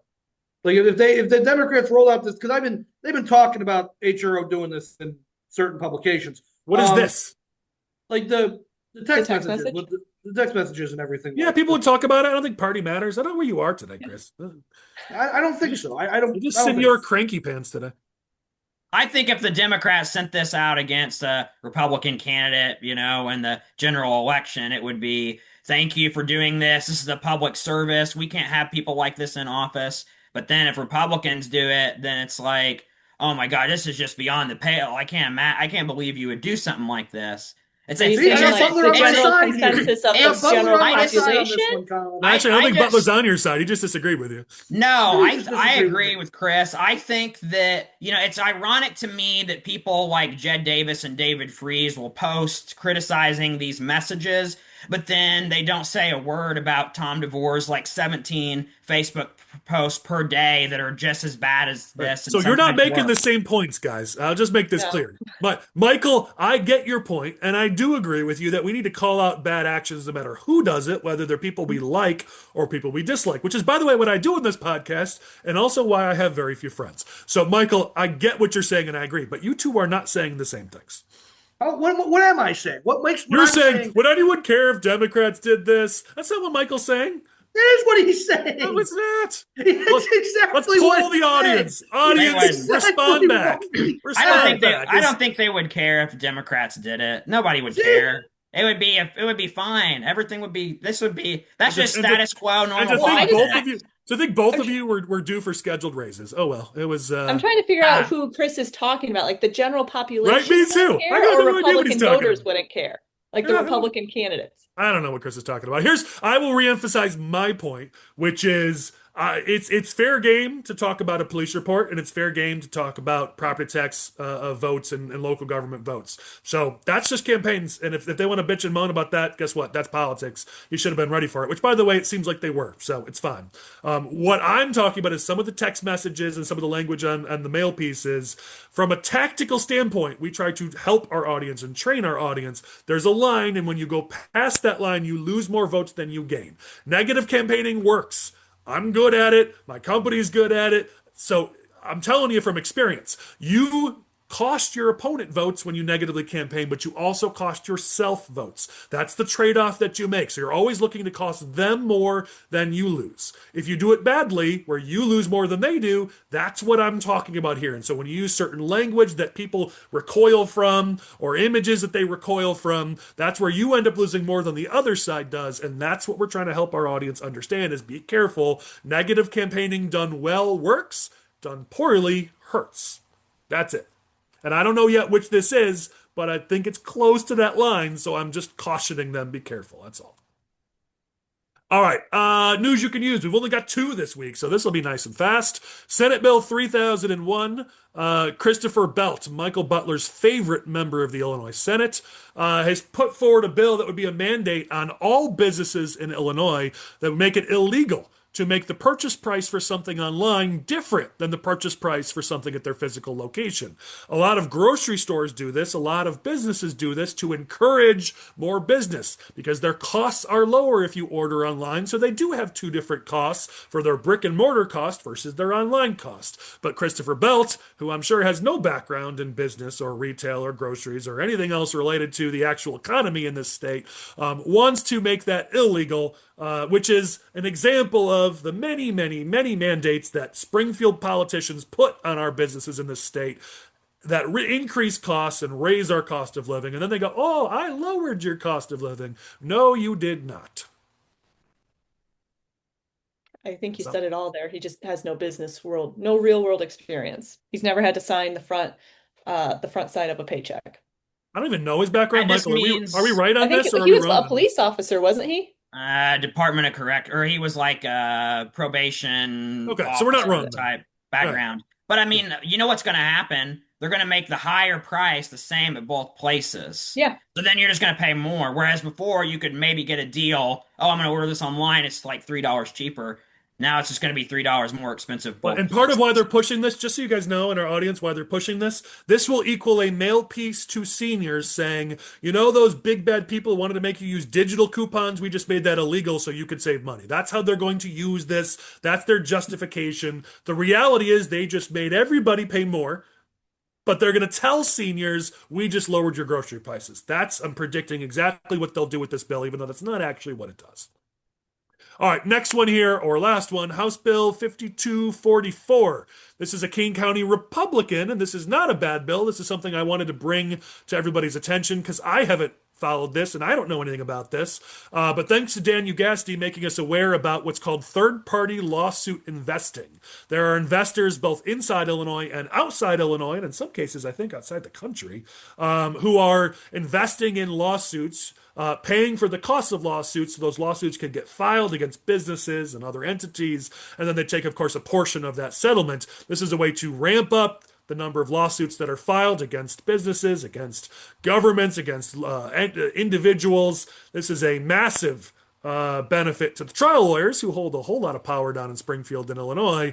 But is it the best thing for our economy? Is it the best thing for businesses and workers? That remains to be seen. But what I like about this bill is it's not outlawing it. It's simply making it more transparent that if it happens, it has to actually be disclosed so you know who is funding those lawsuits. I think that's a pretty balanced way to approach this. Let's at least get some transparency into the situation, and then we can figure out is this a good thing or not a good thing. So I like the bill, at least what I understand about it. So thanks to Dan Ugasti for making us aware of this problem. Yeah. With that, let's go to our OG and clown of the week and close down this episode. So what do you guys got? I'm I going to got go with one good. Susana Mendoza. Chelsea gets to go first. Go Ah, ahead. yes. I'm going with Susana Mendoza because she totally bucked her party. I just a couple weeks ago I had a Zoom call on the school choice with a bunch of the federal leaders, and I asked point blank what's going to happen in Illinois, and there had been no chatter. Pritzker kept saying, like, putting it off, saying, "Oh, I'm going to wait to see like the final rules, the final regulations." And Susana Mendoza, even if it is for political reasons, she's making the right choice for kids, and I always have to go with that. Fine by me. Kudos where it's due, even if we don't necessarily agree with somebody on everything. We can be fair. Michael, go, man. You were excited. Go. Yeah, all right. Well, there was a good article in St. Louis Public Radio this week about Chris Belt's wife because she works at the Cahokia School District, and they made an $800 campaign contribution from the school district bank account to his campaign, had to return that money, and then now they're also investigating the fact that she was paying her mother's healthcare bills using the school bank account, even though the school she was not an employee of the school. So a lot of interesting things coming out of the Belt household, and stay tuned because he may get some trouble. Interesting. Okay. Keep an Collin eye on said that race wasn't on the table. Always remember that. He said no chance. I think my it'll OG probably be a Hastings situation where it's like this guy should be in jail, but the Democrats will still vote for him, so he'll be a senator still. But things could change. the Democrats. So what was my OG of the week? OG of the week. My OG of the week is the U.S. women's ice hockey team at the Olympics because they won gold today versus the 51st state or soon to be 51st state Canada. What an absolutely 52nd. wonderful. Greenland's 51, man. Oh, my Yeah. apologies. I can't keep up with the Trump administration's rhetoric on a week-to-week basis. Okay, my apologies. Back to Anyway, why Pritzker toned it down. He's trying to calm it down. I'm trying to calm it down. We're trying to calm it down, folks. Trying to calm it down. So the U.S. women's national hockey team winning gold. USA men's is next. We're going to talk about that next week. It's going to be really bad for Chris, really good for Chris. USA all the way. Let's bring home the gold for both women's and men's, folks. Yeah, we need a better performance in the Olympics. It's been a little weak this year for the U.S., but we'll see how we close it out. All right, I want to stay married, so my wife sent me an OG and a clown, so I have to provide both of them because I love my wife and I love being married because I'll never do better than her, so I can't screw this one up. So her OG is Nazgul, the 2-year-old wolf dog who got loose at the Olympics during the cross country ski event. There's a photo attached, which I'll have Lane bring up in post. I love the headline: "Very good dog invades course, but falls short of medal glory at Winter Olympics." It's kind of cute. I honestly felt bad for the athletes. Like, you've trained your whole life for this, and while I love dogs, like, you're in the middle of this competition, and now that's going to break your concentration at minimum. So I did kind of feel a little bad for the athletes, but the dog is cute. I'll grant that. And my wife's clown, she is very into the monarchy, and I'm kind of the mindset that we left that for a reason here in America. But some of you people out there love watching The Crown and Downton Abbey and following everything royalty does. And I love my wife, and she's one of those. Her clown is former Prince Andrew, who was arrested for, in her words, being an idiot. So there you go. My wife has given her OG and her clown. I only have one of each from myself. I've got an OG, which is Jim Rule. If you're on his email list, you've got an email from him towards Republican leaders, and we're way over time, so I don't have time to read all of it. I'll just read this paragraph. If you don't know Jim, he's the current Tazewell County Republican chair. I think he's passing that on. I think he's not running again this next time, but he's served for a long time. Here's what he said: "A cultural shift within the Illinois Republican Party is urgently needed, and it must begin with us. As leaders, we set the tone. The way we communicate, both in substance and style, will determine whether we can rebuild trust, foster respect, and find common ground without compromising our shared conservative principles. Our unity is essential to the party's success. If we continue on our current trajectory, we risk long-term political destruction. Talking about how we need to reduce the level of our rhetoric, the level of hostility within our party. It's much longer than that. It's a lot of really good stuff. If you want to see it, feel free to email me. I'd be happy to forward it to you. But good stuff by Jim Rule. Thanks for putting that out. My clown, of course, is J.B. Pritzker. Just this one line from his speech. He was in the section where he was railing on several Illinois businesses who do homeowners insurance in the state, calling them special interests and large corporations. But here's what he said. They seem to delight in finding ever more insidious ways to extract money from everyday people. Maybe that's true, maybe that's not. But that phrase is basically the tagline for J.B. Pritzker and the Illinois Democratic Party. Finding ever more insidious ways to extract money from everyday people. That is literally what they do all year, every year with the budget, and with their taxes and with their, solving all the transit problems and everything else. So again, it's the hypocrisy from J.B. Pritzker that gets my Clown of the Week nomination. You should look in the mirror and say that one. I'm going to clip that and save that because that is literally J.B. Pritzker's tagline. All right, if we're good, then let's go with closing thoughts. Chris has annoyed me this week, so Chris, you go first. Okay, so we have 26 days today, 25 days when you watch this tomorrow or Saturday, wherever you watch it. I have nothing to say other than time is of the essence. You have so little time to figure this out, guys. This podcast has gone over time, in fact. So everyone have a good weekend that should involve knocking on doors. Thank you. You go to the Michael School of Closing Thoughts. That was weak, man. Michael, can you beat that? I was just going to say we've been on here long enough. The election's coming up. Good luck to everybody. And if you haven't made your mind up on who you're voting for, you better get after it. Here's my question to you, Michael. You seem to be, it's like you have a background set. You have like a special background set behind you because it's like as you move your hands, it clips. But your background is just like a closet. So what is actually in your background? No, there's nothing here except a wall. I don't know. It looks like you did that thing where you like can artificially put a background behind you, but then you just made it a closet. Like you could have done tropical or something. All right, Maybe Chelsie, your final thoughts. Thanks for being with us. Rather than just telling people to go vote, go tell, your friends and family who are on the fence, my vote doesn't matter or anything like that. Get them out of that mindset. Good way to leave it. All right. Well, thank you to our panelists, including Don Tracy, who had to go to a campaign event. So thank you, everybody, for joining us. Thanks to Lane Davis, our producer. Thanks for you all for sticking around. It was a long episode, but we had a lot to cover, especially with Pritzker's budget address. Here's hoping we have a different governor giving our budget address next year. Wouldn't that make for a great SFR podcast? Go make it happen, Captain.